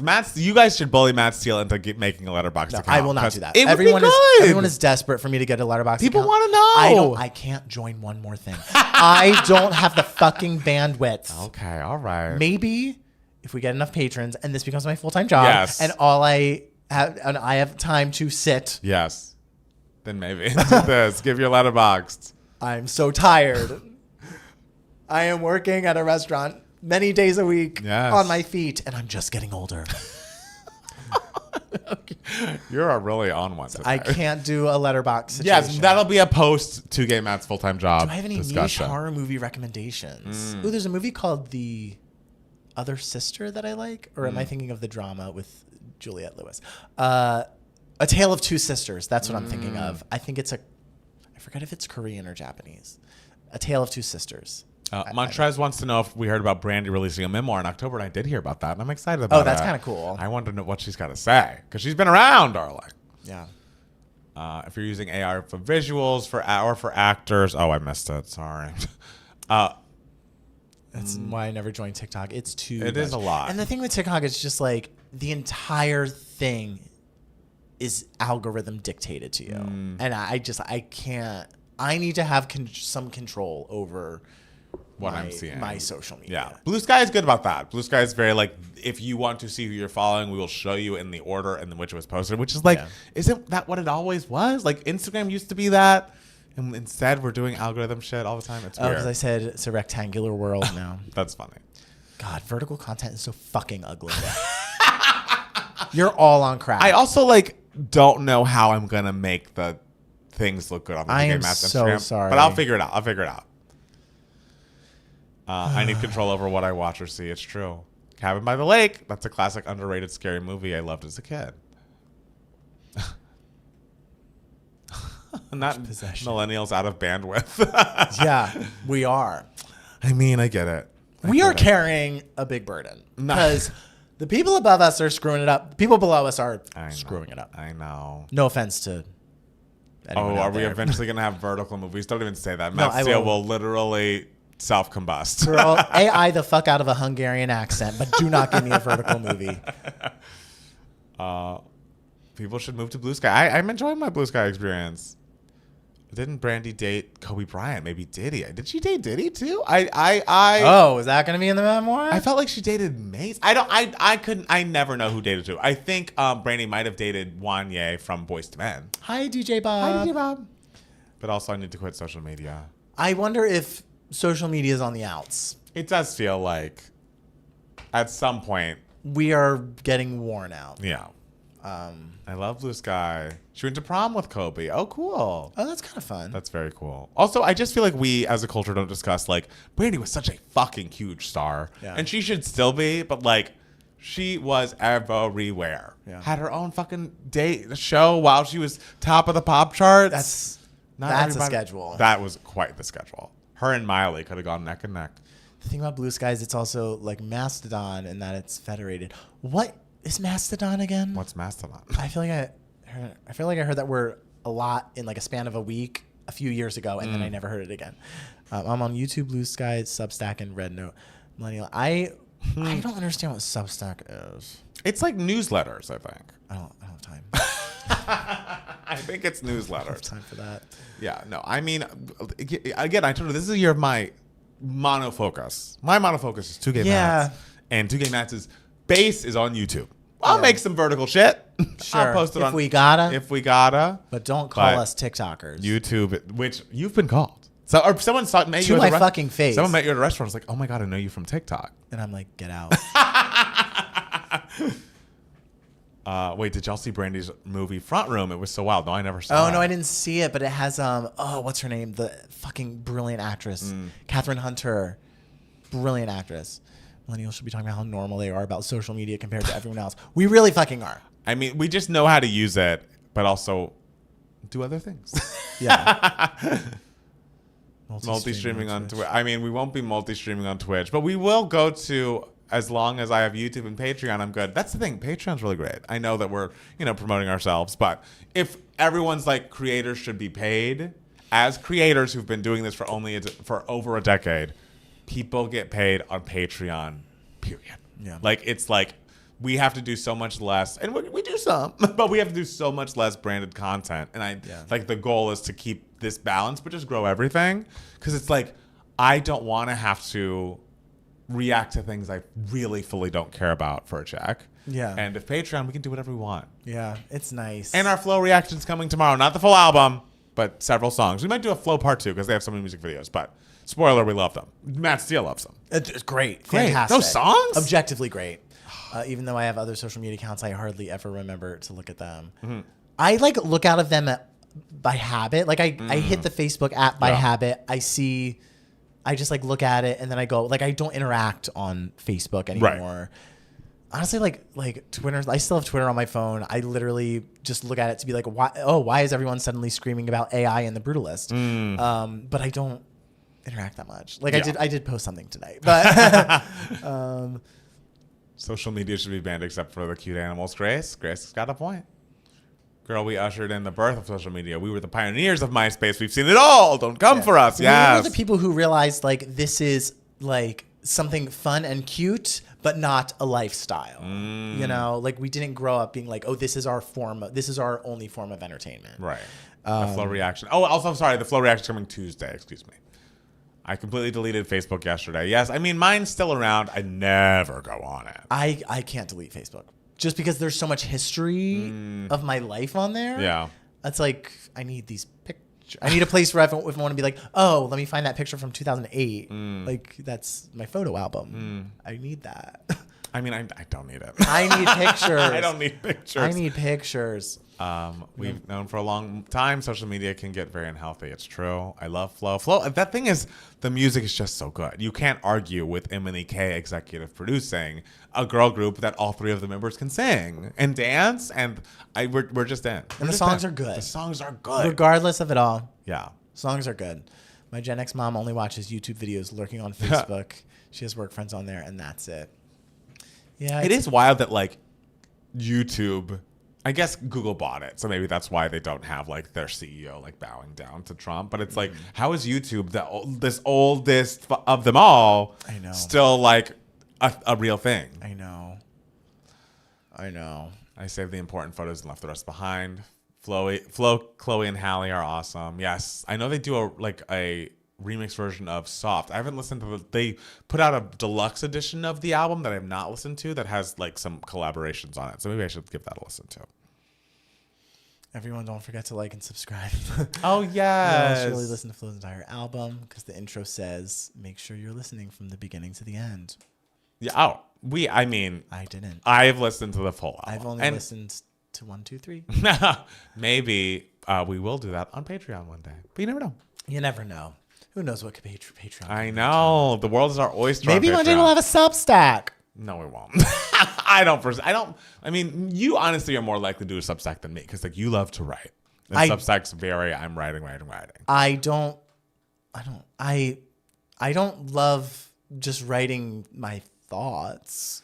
Yeah, but like you don't have to just. It's not like a diary. It's like, oh, if I want like your Taylor Swift list thing, you wrote a lot for that. That I know. Because the thing is, it's like I don't love it because I know that once I start, I will want to include so many details. Yeah. So writing is daunting for me. Not. I just realized y'all are YouTubers.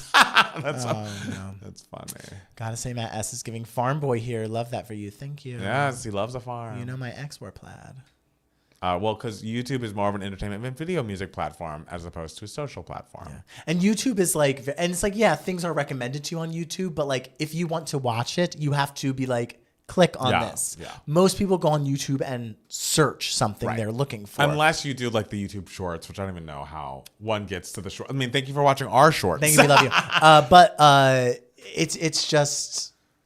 but it doesn't throw what it thinks you'll want at you, and you blindly just go, "I will watch." And then it just starts playing. It's like they'll throw stuff at you to recommend, but you have to click it. That's why when I first understood what TikTok was, I was like, "You mean you just sit there and it just plays? What if you don't like this thing? I mean, I guess you can skip by it, but like you don't know that you don't like it until you've seen like 5 seconds of it or so."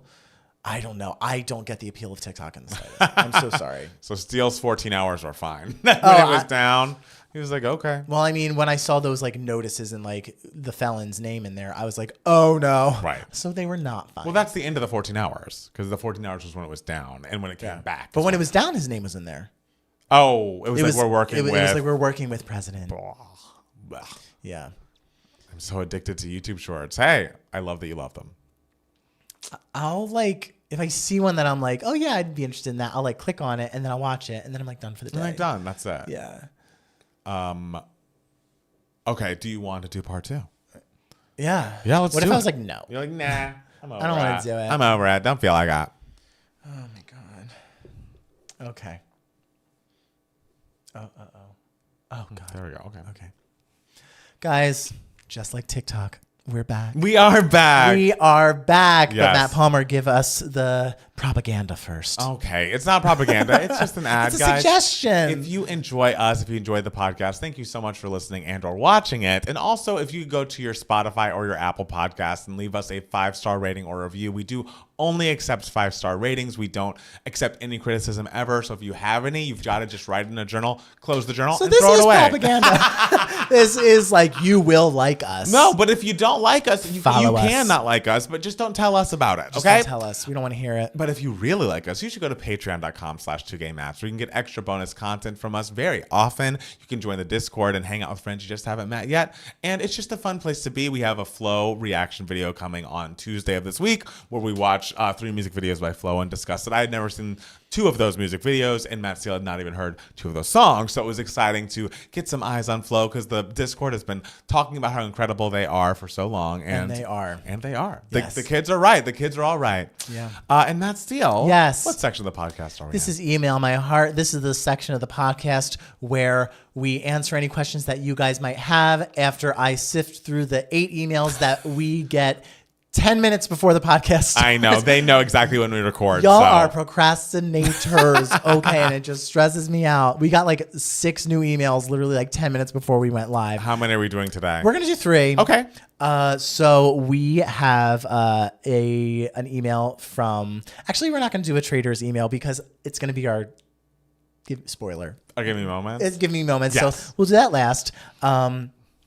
So I am going to answer this one email first. Okay. And it's no subject. Love it. Hi, Matt and Steele. I love that. I love that. I just want to say how much I love your channel and podcast. I discovered your channel in 2020, and I almost never missed an episode since. Oh, that's nice. I had this thought for a while now, and I wanted to ask you guys if you guys ever feel this way. The other day, I heard a deep cut from Lord's Melodrama playing in a retail store, and I immediately thought, no, not my Lord. Haha. I don't know if it's the gatekeeper in me, but it almost feels like hearing a certain non-commercial, non-single song outside of their original context cheapens them. I almost respect and appreciate artists like Meghan Trainor or Ed Sheeran who make music that feels perfectly designed to be played in stores. Obviously, I don't stop listening. Obviously, I don't stop listening to the music I like because of it, but I get annoyed by it. Do you guys share this feeling, or is it just me? Will you be okay to hear Beyonce's Daughter while you shop at Walmart? Love you guys. Neezer? Thank you so much for the email. I love this question. It's so fucking It's so funny. And the thing is, I feel like your point of view is not unique to you. I've heard of people with this idea of like, oh no, this feels special to me and I don't want it to be tainted by the world knowing it. Yeah. I will say, as someone who grew up loving Mariah Carey and learning about chart positions by Mariah and like seeing the ubiquity of her art at, in the 90s and in 2005 and, in her big giant career peak times.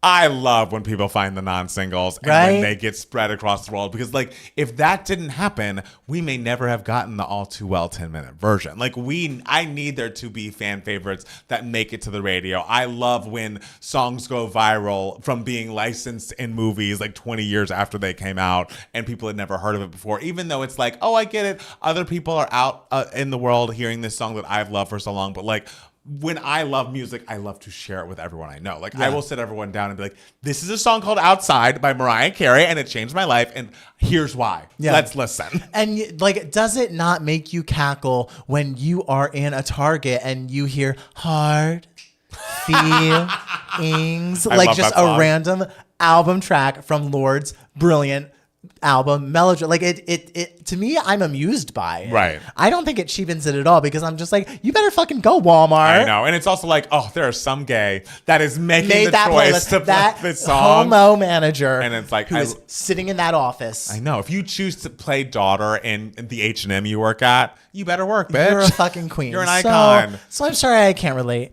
but but I have heard that before. I don't believe you're alone. But I mean, we have a whole YouTube channel about like sharing music we love, so it makes sense that we want to share the wealth. Share the album tracks. Yes. Share the album tracks to everyone who needs to hear them. Absolutely. All right. So this question is long, but boy, is it. It's a ride. Filled with question. And we're not saying who this is from. Not saying this from. Okay. So it says, my boyfriend, now fiance, and I have been together for 8 years. Shortly after we met in our 20s, he shared with me that in college he started making money on a popular, spicy webcam site. He gained a sizable following of other men and earned sometimes hundreds to thousands of dollars a night. He told me these were mostly private cam shows where he rarely showed his face. I hear mostly and rarely. He shared this with me because it was something that he was still doing at the start of our relationship. Okay. He made clear that these were anonymous men online and it didn't extend into his real life. At the time, I was not okay with this at all, jealous that other men had this kind of access to my boyfriend. If I had my way, he would have deleted these accounts and we would have pretended they never existed. That wasn't something he was willing to do. He wouldn't promise to stop, saying that he knew it was a promise he couldn't keep. He said that the money was too good and that it wouldn't go on forever. After going back and forth and around, I didn't leave him and we really never mentioned it again. I hoped that eventually it would just run its course and end on its own. Fast forward about 6 or 7 years, a house, a dog, and engagement later, we have a strong relationship and he will finish grad school this year for a job that will make him a lot of money. His online presence isn't something we've talked about or something I've even thought about in a long time until the other night. An account was suggested to me on Snapchat as someone to follow. The name was not recognizable, but the public photos on the profile were. Shirtless, headless photos of my fiance, including a recently posted Snap story of him in his underwear. All of the emotions came flooding back. I didn't even know Snapchat was a part of the business. I confronted him about it and he answered every question I asked. I love that. Yes. He asked that this is still something he does to make extra money and even admitted to starting an OnlyFans account during our relationship without my knowledge. Still, he says he only makes solo content, rarely showing his face, and hasn't gone to the post office in years, if you know what I mean. I don't know what you mean. I was going to say, I read this before, and I was like, I actually don't. What is this gay lingo? If someone in the chat knows, please tell us. Yeah. I had naively assumed this had all stopped long ago. More than the actual activity online, I'm hurt that this was all kept a secret from me. It feels like a betrayal, even though technically he never did promise to stop. I gave him 2 options. Either end this altogether, delete these accounts, and move on, or be completely transparent with me, share his usernames, and let me follow the accounts. Maybe I could get on board if I was able to enjoy the content too. He will not agree to either option. He said he would feel uncomfortable for me to see it, making me wonder if there's something more to the content than he's admitting. I don't know what to do. End a wonderful 8-year relationship with the man I intended to spend the rest of my life with because he won't agree to my terms, or accept that this is something he does online even if he won't share it with me. Am I out of line or being controlling? What would you do? I think you've handled this well. I think you've evolved so much since you first started dating and learned about this. And you said, I was immediately jealous. I was like, no, stop. But he didn't promise to stop, and I let it go. And now I think that, like, and even though that is still one of your options, stop doing it altogether. The other option of, like, just tell me what the accounts are and I can follow them. Maybe I'll enjoy it. And just, like, I won't feel so left out of this part of you that I get is just a job, but still feels like you're making... It's honestly like something that could be private between us. It's public for you, but like at least let me be a part of the public that can see it. I think that is so rational and kind and not a big ask. That to me, the fact that he won't agree to that, because again, if you are saying I want to try to stay together, you're putting aside the fact that he lied for all this time. Lied by omission. Yeah. Like, I don't know how he would answer when you were like, hey, you bought the Apple Vision Pros. How could you afford that? Like, I don't know what his answer to you there, but not being able to see what he is posting on the internet, if it is for public consumption, even if it is spicy content, feels strange to me. And it would be hard for me to continue and pretend like nothing was happening. Like, to me, I think the fact that he won't agree to that option makes me think maybe this isn't the relationship for you. And I know that's hard. 8 years, he's your fiance, you have a dog together, you live together, I'm sure. And you have a house. You have a house. I just don't think what you're asking in that request is unreasonable. And him saying no, he would need to give me an incredibly good reason as to why he couldn't share that. And nothing you've said sounds like a good enough reason to me. Yes. No. Me personally, I think that when you are in a relationship, especially when you are at a point where you are life partners, which right. You are engaged, so you are becoming life partners, there are no secrets, especially when the secrets includes you. Like, because he's doing this in your house as well. You know, it's stuff like that. It's like, how is he making your collective money? Right. You know, so it's stuff like, and the fact that that there is a whole life that he is living that you are not privy to. It's like, no, you are now one. Like, you are now in this together. Mm. And because that is what a partnership is. Right. And so to me, that is such a huge problem. And that is something you need to discuss with him as soon as possible. You are not being irrational in the slightest. So reasonable. And so I'm especially as someone who, like, that's what I love about being in a relationship, is like being a part of this person's life. It feels like he's shutting you out of such a huge part right. of his life. Because if he is doing this in where he's making so much money, he's doing it very regular. Like, this is a huge part of his daily routine, right. or like so when you ask him, weekly routine. What'd you do today? And he leaves out like what he made the most money doing. Yeah. It's like there's so many little, because to me it's like, sure, there are things that, like, I don't know if secret is the right word, but like I don't share every single detail of every moment of my life with Jackson. For sure, because if it's not like interesting, or pertinent. Right, you know. but this is pertinent. This is like going into the mortgage payment that you have. Like, and you're not saying you delete all these accounts or I'm furious, I'm, gonna leave you. No, you're saying share it with me. That is such a reasonable request, just so you can have a little bit of an eye of like, okay, this is what the type of content is. I feel comfortable with it, or I don't. Like, and you can take a next step. But him refusing to give you even that, he should give you the opportunity to become comfortable with it, and you can't become comfortable with it if he's actively shutting you out of it. Right. And so I think that is such a huge problem, and the fact that it kept going, and it was and like he's like never continue to talk about it. It's just like he can't think that I don't understand why he doesn't understand why you're asking what you're asking. I think that is a problem. You need to discuss this with him. And I'm sorry that you're in this situation, but please, I hope if even though if this wasn't what you wanted to hear, I hope that you can now know that you are not being unreasonable, you are not being controlling, and that request is so baseline to me, and the fact that he is denying it raises more questions, in my opinion. No, I agree. So, so now another question. Let me find it. And this is entitled Traders Talk. It's just going to be a Traders podcast for a while, guys. I'm sorry. Hi, Matt. First of all, Happy New Year. It is also officially the year y'all reach 100,000 subscribers. Yes. It is, hopefully. As we all know, Traders is back. So I listed a few questions for y'all to answer about what your gameplay would be if y'all were on the show. Would y'all be better as a faithful or a trader? Let's answer that, Ruby. 3, 2, 1. A trader. Faithful. A trader. No. Because here's the thing. Whenever I have played a game like this, and I have like Mafia or like whatever that fucking alien thing is on Jackbox or whatever, and whenever I am not the murderer or traitor or alien or whatever, immediately everyone is just like, it's Matt Steele.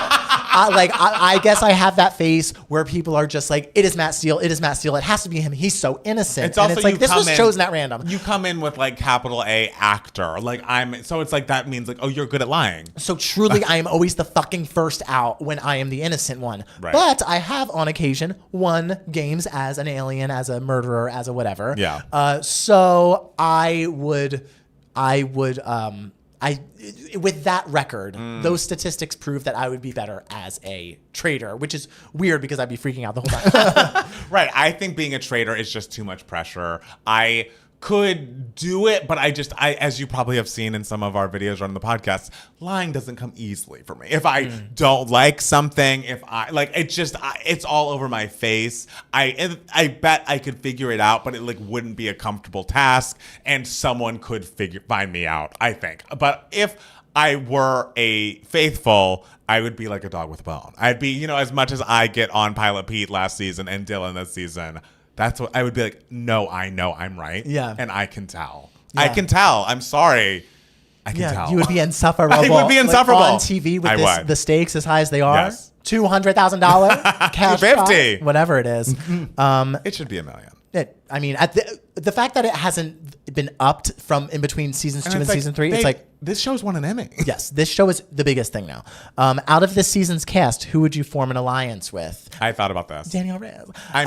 The thing is, I would go in being like, I know the traders are Boston Rob, Bob the drag queen, and Danielle Reyes. Those are the 3 most obvious choices. Right. And so I would want to be on the side for a while. I would want to I would want the traders to think like, I'm on your side. I'm with you. I will do whatever you want. I would suck up to those people for as long as I possibly could, while having a super secret, like stealthy, like, hey, I think these people are traders. And I'd probably like screw up and like talk to Carolyn about it.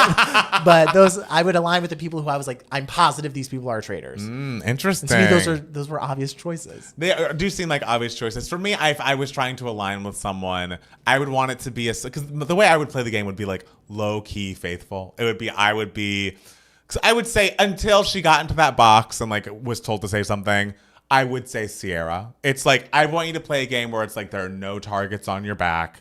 You're just kind of floating for the first part, and then by the end, yeah, I'm like, together. Who's Sierra? That's what I'm saying. I want people watching that show to be like, who is Matt Palmer? Yeah. Because I love Bob so much, and like I love a Phaedra on the show, but you watch them and you're like, you take up so much air in the room that obviously people are going to start throwing your name out there. And the next question is, if you were a traitor, which celebrity would you kill first? The boring ones. Because those are the people who slip by to the end, and you want people fighting with each other because they will be accusing each other. Right. Whereas the more quiet people aren't going to be that dynamic, and they're not going to know how to like form these alliances and everything. And so I would want to kill the people who would throw the most people off. Yeah, I think I also, unfortunately, for at least for the Housewives of the Bravo universe, I'm thinking we're making a TV show. Oh, so of course. I'm keeping Dorinda as long as possible. If I would probably kill Robin, annoying. Dolores, who seems nice, but like But then I also would want, I think killing Jeremy was good, honestly. It's like, I want my girl got what she wanted. We'll talk about it. Tony, I would kill, you know who I want to kill right fucking now? Boston Rob. We'll talk about it. I know we'll talk about it, but like the thing is I've heard his name for 20 years or whatever and had no idea who I was dealing with. Oh yeah, he's good. A little bitch. He is so thin-skinned. He makes my skin crawl. So like if I'm like as I'm watching the show now, that's who I would say. But yeah, I would kill off the boring people. And also I would want different shows to be represented every time. Like I wouldn't want it like killing all the housewives or all the Survivor people in a row seems weird to me, and I feel like you'd want to throw people off the trail, so it's not like I don't know. I bet they're from this franchise or whatever. Yeah, pick out of each basket as you go along, totally, like evenly. And lastly, would you backstab your fellow Matt to win it all? Yeah. Yes. Like what the fuck? Kind of a question is that? Yes. Yeah. So we got a bunch of other questions in this Email My Heart week, but they'll be on the back burner for next week. Absolutely. So do we talk about giving me moments? Unless you have a 2 gay minutes. I mean, I'll do my 2 gay minutes on Salt Lake City. It'll be quick. Okay. Hold on. Let me pull up my timer. This is 2 gay minutes, ladies and gentlemen. This is the section of the podcast where one of the Matts rants about something the other Matt doesn't give a shit about for 2 minutes and 2 minutes sometimes. Yes. So, Matt Palmer, are you ready? I am ready. 3, 2, 1. I would say the 2 best episodes of TV that I watched this week were from NBC Universal Properties. This is first Peacock's Traders episode, which we'll get to, but also the season finale of The Real Housewives of Salt Lake City. And it's honestly been such a great season. What great replacements they had for Monica, who I still do miss and want back. But I also, maybe was not as fanatic as a lot of people for a lot of the season, outside of like Mary being the emotional center has been such a surprise to me and so incredible to watch. And the fact that she and Angie had that little hiccup, but Angie was very much like, I love you in a real way, differently than the other women do. Like, I get that you're disappointed that I ran after Brittany because she's like your nemesis, but I love you in a like off-camera way. Like, this friendship is real, and that the Mary really forgave her in that moment was so lovely. And then after that, the seas are calm, everything seems fine. Heather Gay, who's, I'm sorry, done nothing all season, as trying to give as many finale monologues as she can to try to repeat the like receipts, proof, timeline, screenshots of last year. She is like, okay, guys, I think we all, have done things and said things behind each other's backs. And like, if we want the clearest state, what we need to do is go through our phones, find the meanest text message we have texted about one of the girls at the table, pass it to that girl at the table, and have them read it aloud. And it was like, wait, we have done so many insane, like, okay, I'm trying to make a moment on television, like, let's play a game, who do you trust the least around this table kind of thing on Housewives. This is the most insane one, and the fact that all the ladies were like, okay, yeah, let's do it. And like, it was clearly staged. These were screenshots they had before, but some of them were so fucking mean that it was insane. Like, Angie's about Bronwyn. She's like, her business plan is that she, married a rich guy who's had one foot in the grave, one foot on a banana peel. She wears a hot dog costume because she sucked her way to the top. And it's like, whoa, this is tough. And I just, it just was wild, and it all blew up because Whitney had written and basically gave Lisa the phone and like 5 seconds. Gave a new rumor. Was like, I think your husband. That's 2 minutes. That's okay. I think I heard that your husband, like, you guys have had threesomes or something, and then Lisa was like, well, I've heard that Angie's husband has circle jerks. End of episode. And it was like, wait, what? Good for everyone involved. Absolutely. Yeah, I saw this on The View. They talked about. I'm so glad they did. I mean, great television. The fact that they knew where to go, they were like, oh, I know where to search. And, exactly. like, find this. Yep. I'm trying to think of what the meanest text about you I've ever sent. Exactly. I've probably sent it just to the Discord. I'm sure you have. The meanest things I've said to you have probably been to your face. Yeah, you said that you would dox me if I didn't do something this year, and I don't even remember what it was. Probably something I really wanted. Yeah, my meanest texts about you are probably like, he never makes the TikToks. But I'm like, I will if you want me to. I mean, I don't want to support that fun. I know you don't. I know you don't. don't. The meanest thing about you is just like, he fucking makes TikToks. He's a TikToker. Hey, we're TikTokers. Oh, God. We are part of the problem. I know, we absolutely are. So if you have a second and the uncut, uncensored version of that episode of television, it's currently on Peacock now, along with, I assume both of our Giving Me Moments. Is going to be...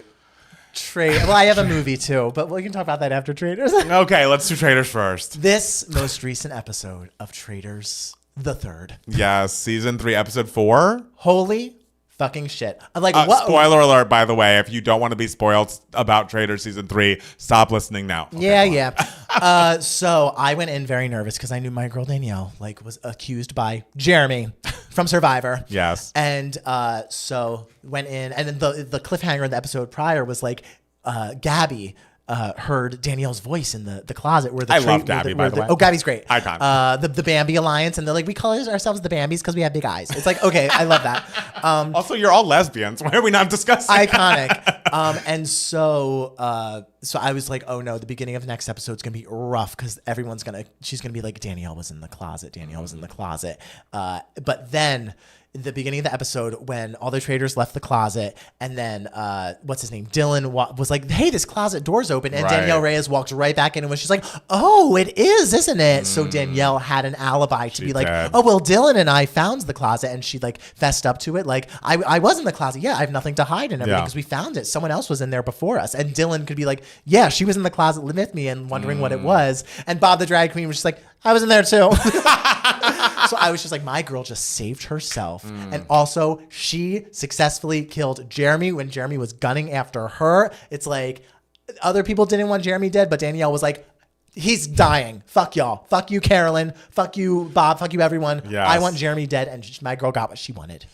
Oh, so she was safe for the rest of the episode. She was safe that week. And so then it goes on. They do the challenge, which is... kind of useless, kind of bizarre. It showed that Tom Sandoval's a selfish piece of shit, which the edit he's getting is worse and worse by the day. I love it. And Bob Harper is not as fit as he used to be because he had a heart attack, and that was sad to hear. But as they're finishing up the challenge, Bob the drag queen was like, oh, I feel like all 4 of you new guys need to have your heads up there because we all think you're traitors. Or 3 of them. 3 of them. Yeah. And the thing is, he said it, and I was like, oh, that's a little weird. I didn't think a lot of it, and they pan to Boston Rob, and it's basically there's steam coming out of his ears. He's like, the fact that anyone has ever said my name or like assumed that I could be a traitor, and like he's a traitor and he's backstabbing me. It's like, wait, this was not a huge backstab. It really wasn't. And it truly is what every faithful is thinking. Hello? Like, they are the 3 biggest head honchos of each of their respective series. It would be crazy if none of them were traitors. None of them were traitors, especially they entered the game last minute. They're the twist. Yes.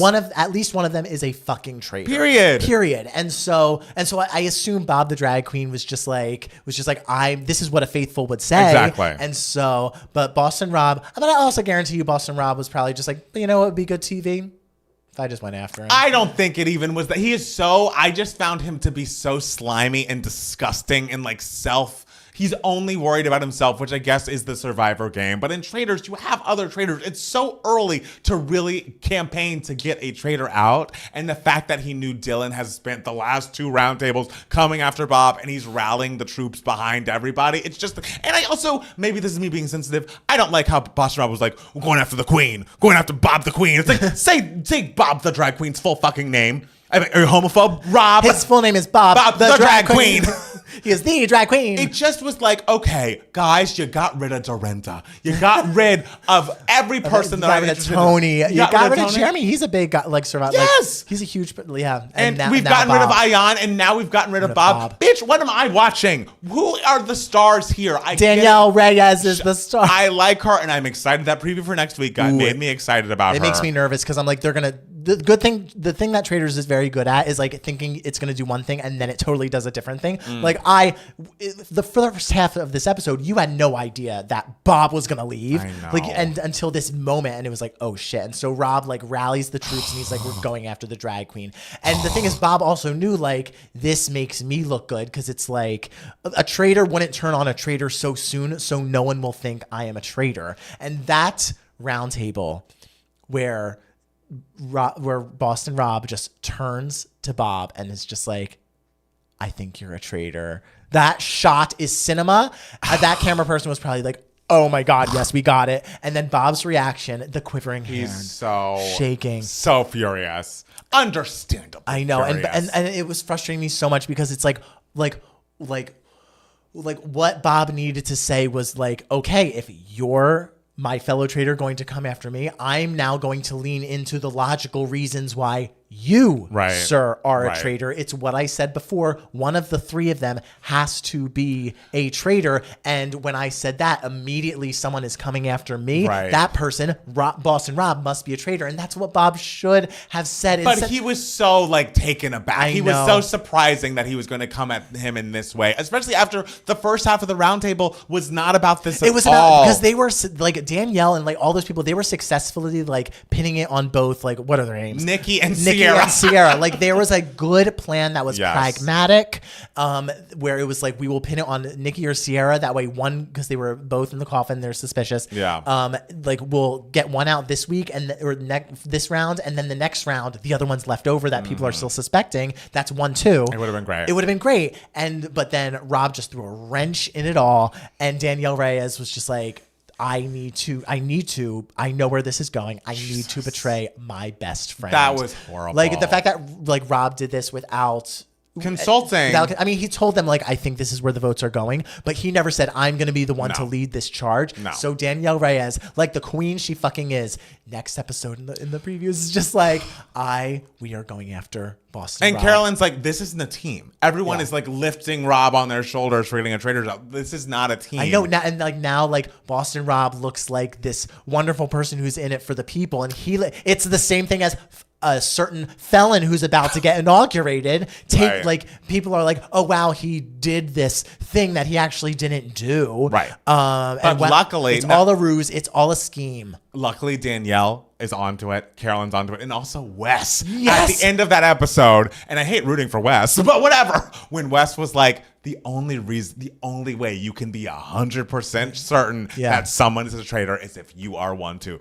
And Tom Sandoval was like, well, I know, like all the Bravo people are just like, that doesn't make any sense. And it's like, guys, get with it. Come on. So at least we have 3 strong people that are against this horrible man that has ruined this show for getting Bob off. I mean, Boston Rob is television. He's good at, he's good at it, but it's like, how dare you do it like this? How dare you come for Bob so early on in this game? I want you out.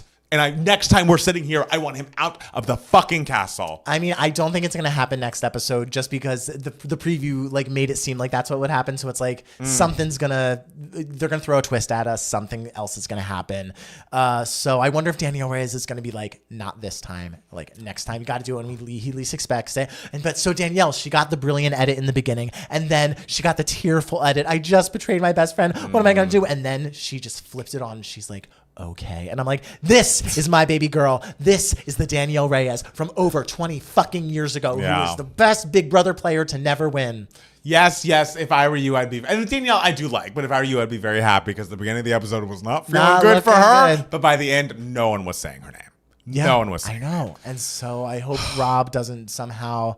I want Rob to be the Dan of this season, being like, oh, I'm so smart. I know everything. I've won my show. And then out first half of the season. I hate him. I literally turned on a dime. How dare you do this? I love it. I'm rooting for you, Wes, too. Oh, I'm rooting for you, Wes. Wes anyone but Rob. Anyone, never Rob. Yeah, the thing is, if I was Wes and Derek, I would be like, hey, I think Rob's a traitor. Like everyone thinks that one of the 3 of us is a traitor. I can't imagine. I imagine it could be Rob. So if we get Rob out, the 2 of us are very clearly not traitors, unless like they do something crazy and made like are they going to make the 2 of the 3 new people traitors? Like that's a big thing, you know. So I think it's like our names are in the clear if we both get out Rob. And okay, yes, someone is saying it literally was thrilling television. Jen Walker saying, and it's true, it was. I want my passion to be known. Oh, the passion is the show is incredible and it's an incredible watch. I just was so mad at and the sloppiness of Bob when Dylan was just like, I know you're acting. I've been around actors a lot. My brother's an actor.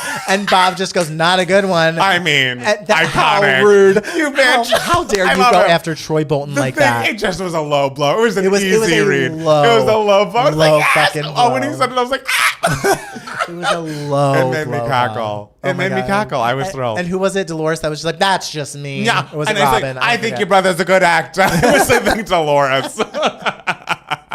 Oh, that I made love me it. so happy. Yeah. Do you have any other Give Me moments? No, I Salt Lake and that show Traders. Well, I'm going to talk a little bit about Nosferatu. Okay. Because I saw that a couple days ago with our friend Ryan. Yes. Director of Devos, available now. Director of Get Lost. Many Napalm music videos. Yes. And so I finally saw Nosferatu. It's fucking stunning. Like it's an adaptation of the original movie from 1922, where it's just like very, very horny women, a very horny woman who just, when she was a young girl, wanted to just have sex with a vampire. And she was just called for this. She was very lonely, and she called for this evil spirit to come to her. And the vampire was just like, yeah, let's go.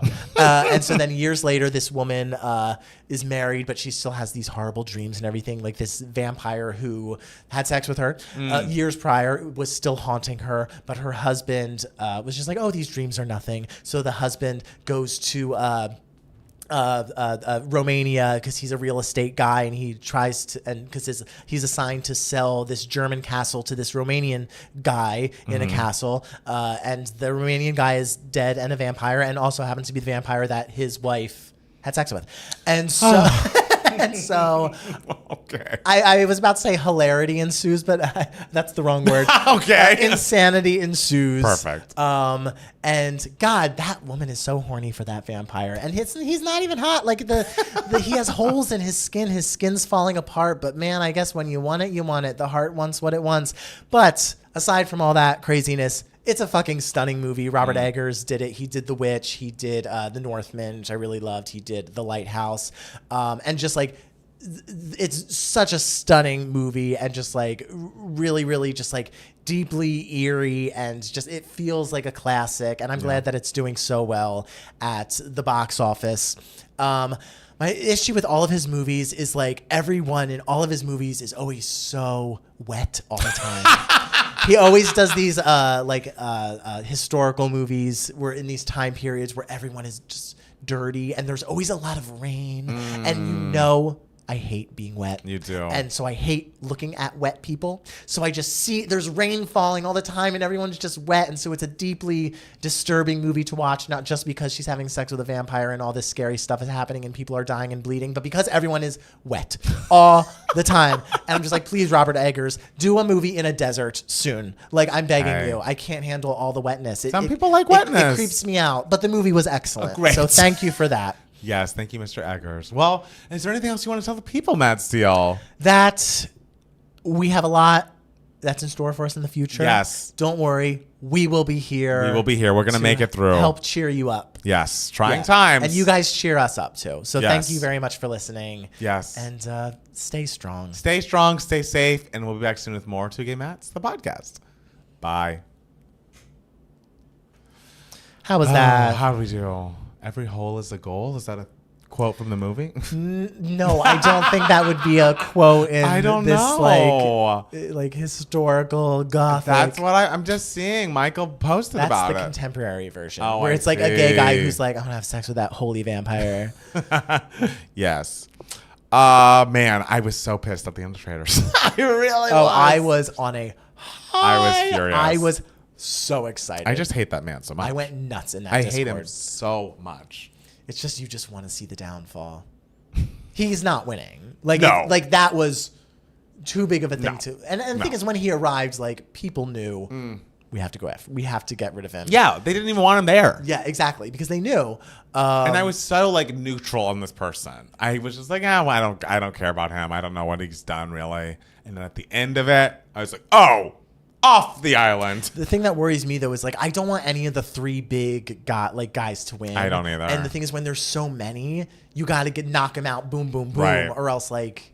When you put off taking out one, it's the same thing with like in the Big Brother house. There's always like 4 athletic guys, and people are like, it's too early to start going after an athletic guy. And it's like, no, it's not. it's not. Because after you get this one out, you have to get out 3 other ones afterwards. Or they're just going to start winning everything. Yes. They're going to win all the challenges. Especially at the end. Yes. Like, so you just gotta, the most obvious option is sometimes the best. Yes. So Maybe he will go next week. If he does, I'll be doing cartwheels. Doing backflips. it would be a great episode. That'd be of television. iconic. Yeah, as long as Danielle stays. But I'm anticipating a Carolyn win. I foresee that. I feel like Carolyn or Wes are getting winner edits. So I feel like maybe we're going in that direction. I also loved after Dylan was right about this. He's like, I've also been having feelings about these two people, and both were so off. And I know. Like, oh, iconic. Idiot. What a pretty idiot. Traders is excellent at really like throwing people off. Like Right. the beginning of the episode, you're just like, oh, this is going to be a whole episode about how they want to get rid of Danielle, and immediately just like nipped in the bud, done. And then Dylan like knows it's Bob the drag queen, and then suddenly he's like, I think it's this one person, and it's like, what? I think it's Nikki. Yeah, And like it's what? Like Who's the show Nikki? is so well done in terms Yeah. of like its editing and how it creates these stories. Right. So I also think it's interesting that like Brittany's in the house and they don't show her in confessional that much. I'm like, isn't she like a confessional girl? Like I feel like Brittany's always in the those Peloton speech. So Yes. funny. Like Brittany needs to be in there more. She needs to be in there more. Yeah. I mean, they're using Gabby a lot, which I appreciate. Yeah. But I want a little But bit more Brittany Brittany. is the Brittany's- confession, or the Big Brother. It's the diary room. Okay, the diary well. room queen. Like truly, like gameplay. What is that with her? But just the diary rooms are always 1,000%. Yeah. So I want her to be featured. Oh, I'm predicting Sandoval is going to try and go after Rob so he can look like a hero. God, I hope not. I don't want Sandoval anywhere near anything. If they drag Sandoval to the end, that would be the funniest fucking thing. No, I don't want to look at him for the. He's like the thing is he's always weird. He's weird on Vanderpump, yes, but the like, he just. I mean, allegedly, I don't know if this is true. He reads like someone who is altered. I'm just like, what is going on? Are you okay? Are you okay? Why are you so sweaty? We care for the safety. We There's do. a lot of lights. You know me under lights, I sweat. I'm not a sweater. So Is this a new light? No, this is the same one from last week. But there was a smaller light. There was, but ever since you've been back, it's been this light. Really? Yeah. Why'd you get rid of the smaller light? I didn't like it. All right. I had to try a different light. What are you doing with it now? I sent it back. They sent me Oh, my did money you? back. Yeah. Oh, okay. Oh, yeah. It just like didn't. Was it too? It like, was small? too. Yeah, it was just like. It was kind of spotlighty. Yeah, a this nice is- light, perfectly lovely Yes, light. but this Where I feel like it diffuses. We don't want the to talk light. shit about the light. No, but- this diffuses the light better. And Okay. like, yeah, no, this is the one. All right. You gotta try some stuff. Absolutely. Figure it out. I hope that other light found a nice home. Yes, absolutely. Yeah. Tom doesn't know where he is. I agree, but he wants to be the star of the show. He does. He just always is talking too much. But he's just that person who like is quiet for a long time and you forget he's there until he's like it cuts to him and he's like and it's like, oh yeah, he's here. He's like that right. funny character. Hasn't Alan been dragging Sandoval in the interviews? I haven't seen that. I did love it in his like intro interview. He's like, so I know, being a traitor, like you have to, I wouldn't be good, like doing all the betrayal and all the backstabbing. Alan's like, oh, I would think you'd be great at that. And I also love every time that, what's her name, Selling Sunset, Chrishell is like, well, I'm actually friends with Ariana. So I think you're a traitor because you do things like this. Yeah. I'm like, get him. And she knows how to just like create some drama. Just like this has nothing to do with anything, but I know what you did. I know what you did. You're a traitor Team Ariana. in life. So I'm going to call you a traitor here.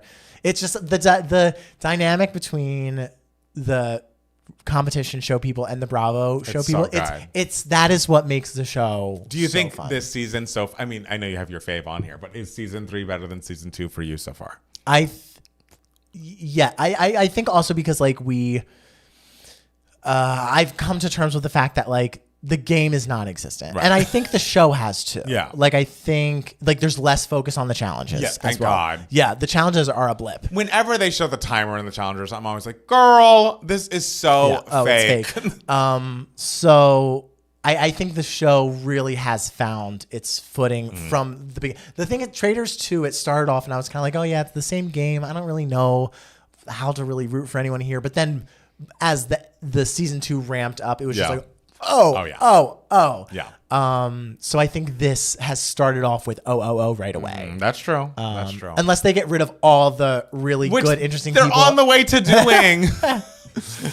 Are we officially Dylan greater than Zach? He's We so kind stand and caring. both. We stand both, but I mean, I grew up. But we are millennial. We are millennial homosexuals. Okay. Zach was formative. High School Musical was formative. That Rolling Stones cover was formative. Hey, I saw him in person when he was dating Vanessa Hudgens. He was like in a Soho Street in New York. Formative for that you. was formative. And then I also saw him in Charlie St. Cloud. Formative. And we saw him in that one movie where with a girl from Orange is the New Black. Or something. Oh. Taryn, what movie? Oh, right. It was like The Right One or something like that. There's no way. The Lucky One. It was like, Nicholas Sparks. And we were like, let's like rent this. And it was like, why are we doing this? And we rented it. And like, we were like, oh, we're going to watch it for Zach. And we were kind of just like, wait, but this girl's acting up a storm. She was acting. And we were like, I'm so into her. But yeah, Zac Efron is an important person. 17 again? Like, yeah, no, I've had, over the course of my young life, had many crushes. And he was definitely on that list. Yeah. But Dylan, it's nice to get to know him. It's nice to get to know our brother-in-law. Yes.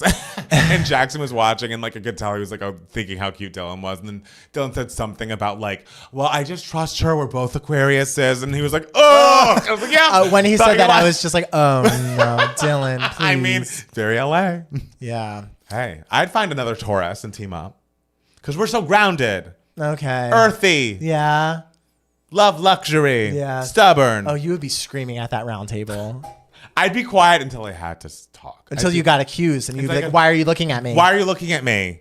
I've done nothing to deserve this. The worst thing you can say, whether you're a traitor or a faithful, is I am 100% a faithful. What the fuck does that mean? You're not a percentage of anything. Like you're either a traitor or you're a faithful. Right. Or like Bob was just like, I have never lied. It's like, no, come in with an argument. You had a good argument. I know. Right there at your fingertips. He was he was really taken aback. That was surprising. Leave Bob alone. Bob didn't have a lot of time to formulate his thoughts. But you got to go in knowing what your thoughts are going to be. You have to go in. You think you would go in every time being like, okay, if people come at me, they're going to accuse me. You have to go in being like, I am going to be accused. But you don't know who it's coming from. Like that is true. You don't know who. I'm sure was the curve ball. Yes. Because like we're both fucking traitors. Yeah. Oh, and it's of a course, great show. And then you can tell that they're contracted to say like one of the rules is probably you can't use production as a strategy. Like you can't be like, well, they're the twist, so obviously one of them has to be a traitor. Right. Or you can't you can't say something like that, or you can't say like, well, the cameras have been following them all day. Right. Like, Exactly. You can't say that. Yeah. I'm sure, but but that's what everyone's thinking. It was great. It's great. So, y'all, it's been a great season. I'm excited to see what happens next, and I hope Danielle stays for you. I do. Thank you. I'm rooting for her. Oh my god, I'm just happy she's getting like. I'm just happy she's not just like there and like disappearing. It's kind of like Janelle's appearance in Traitors wasn't the most eventful. Right. Even Rachel's like appearance in Traitors wasn't the most eventful. Like she had a good exit that was like kind of fun and dramatic, and she did her. Who was she fighting with? Who hated Rachel? I forget. On Traitors, yeah. I don't remember. Season 1, girl. I don't know. Season 1, I was sitting there just like, okay. All I remember was A, Suri was an icon. Yes, and B, it's like, oof, those non-celebs were so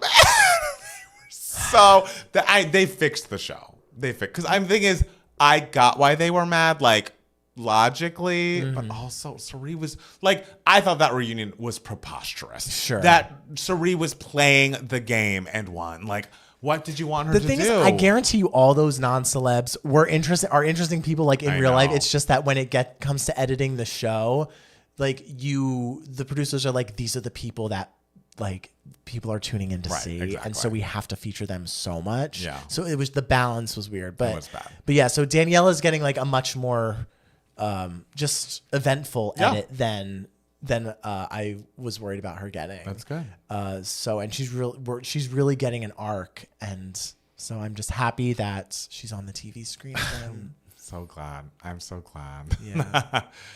Oh, all right, guys. I think that's it for tonight. Great. Everyone have a great MLK Day tomorrow. Nothing else is happening. I mean, I'm working, but yeah, you can work. That's fine. I'll focus on work. Focus on work. Yeah. And we love you all. Bye.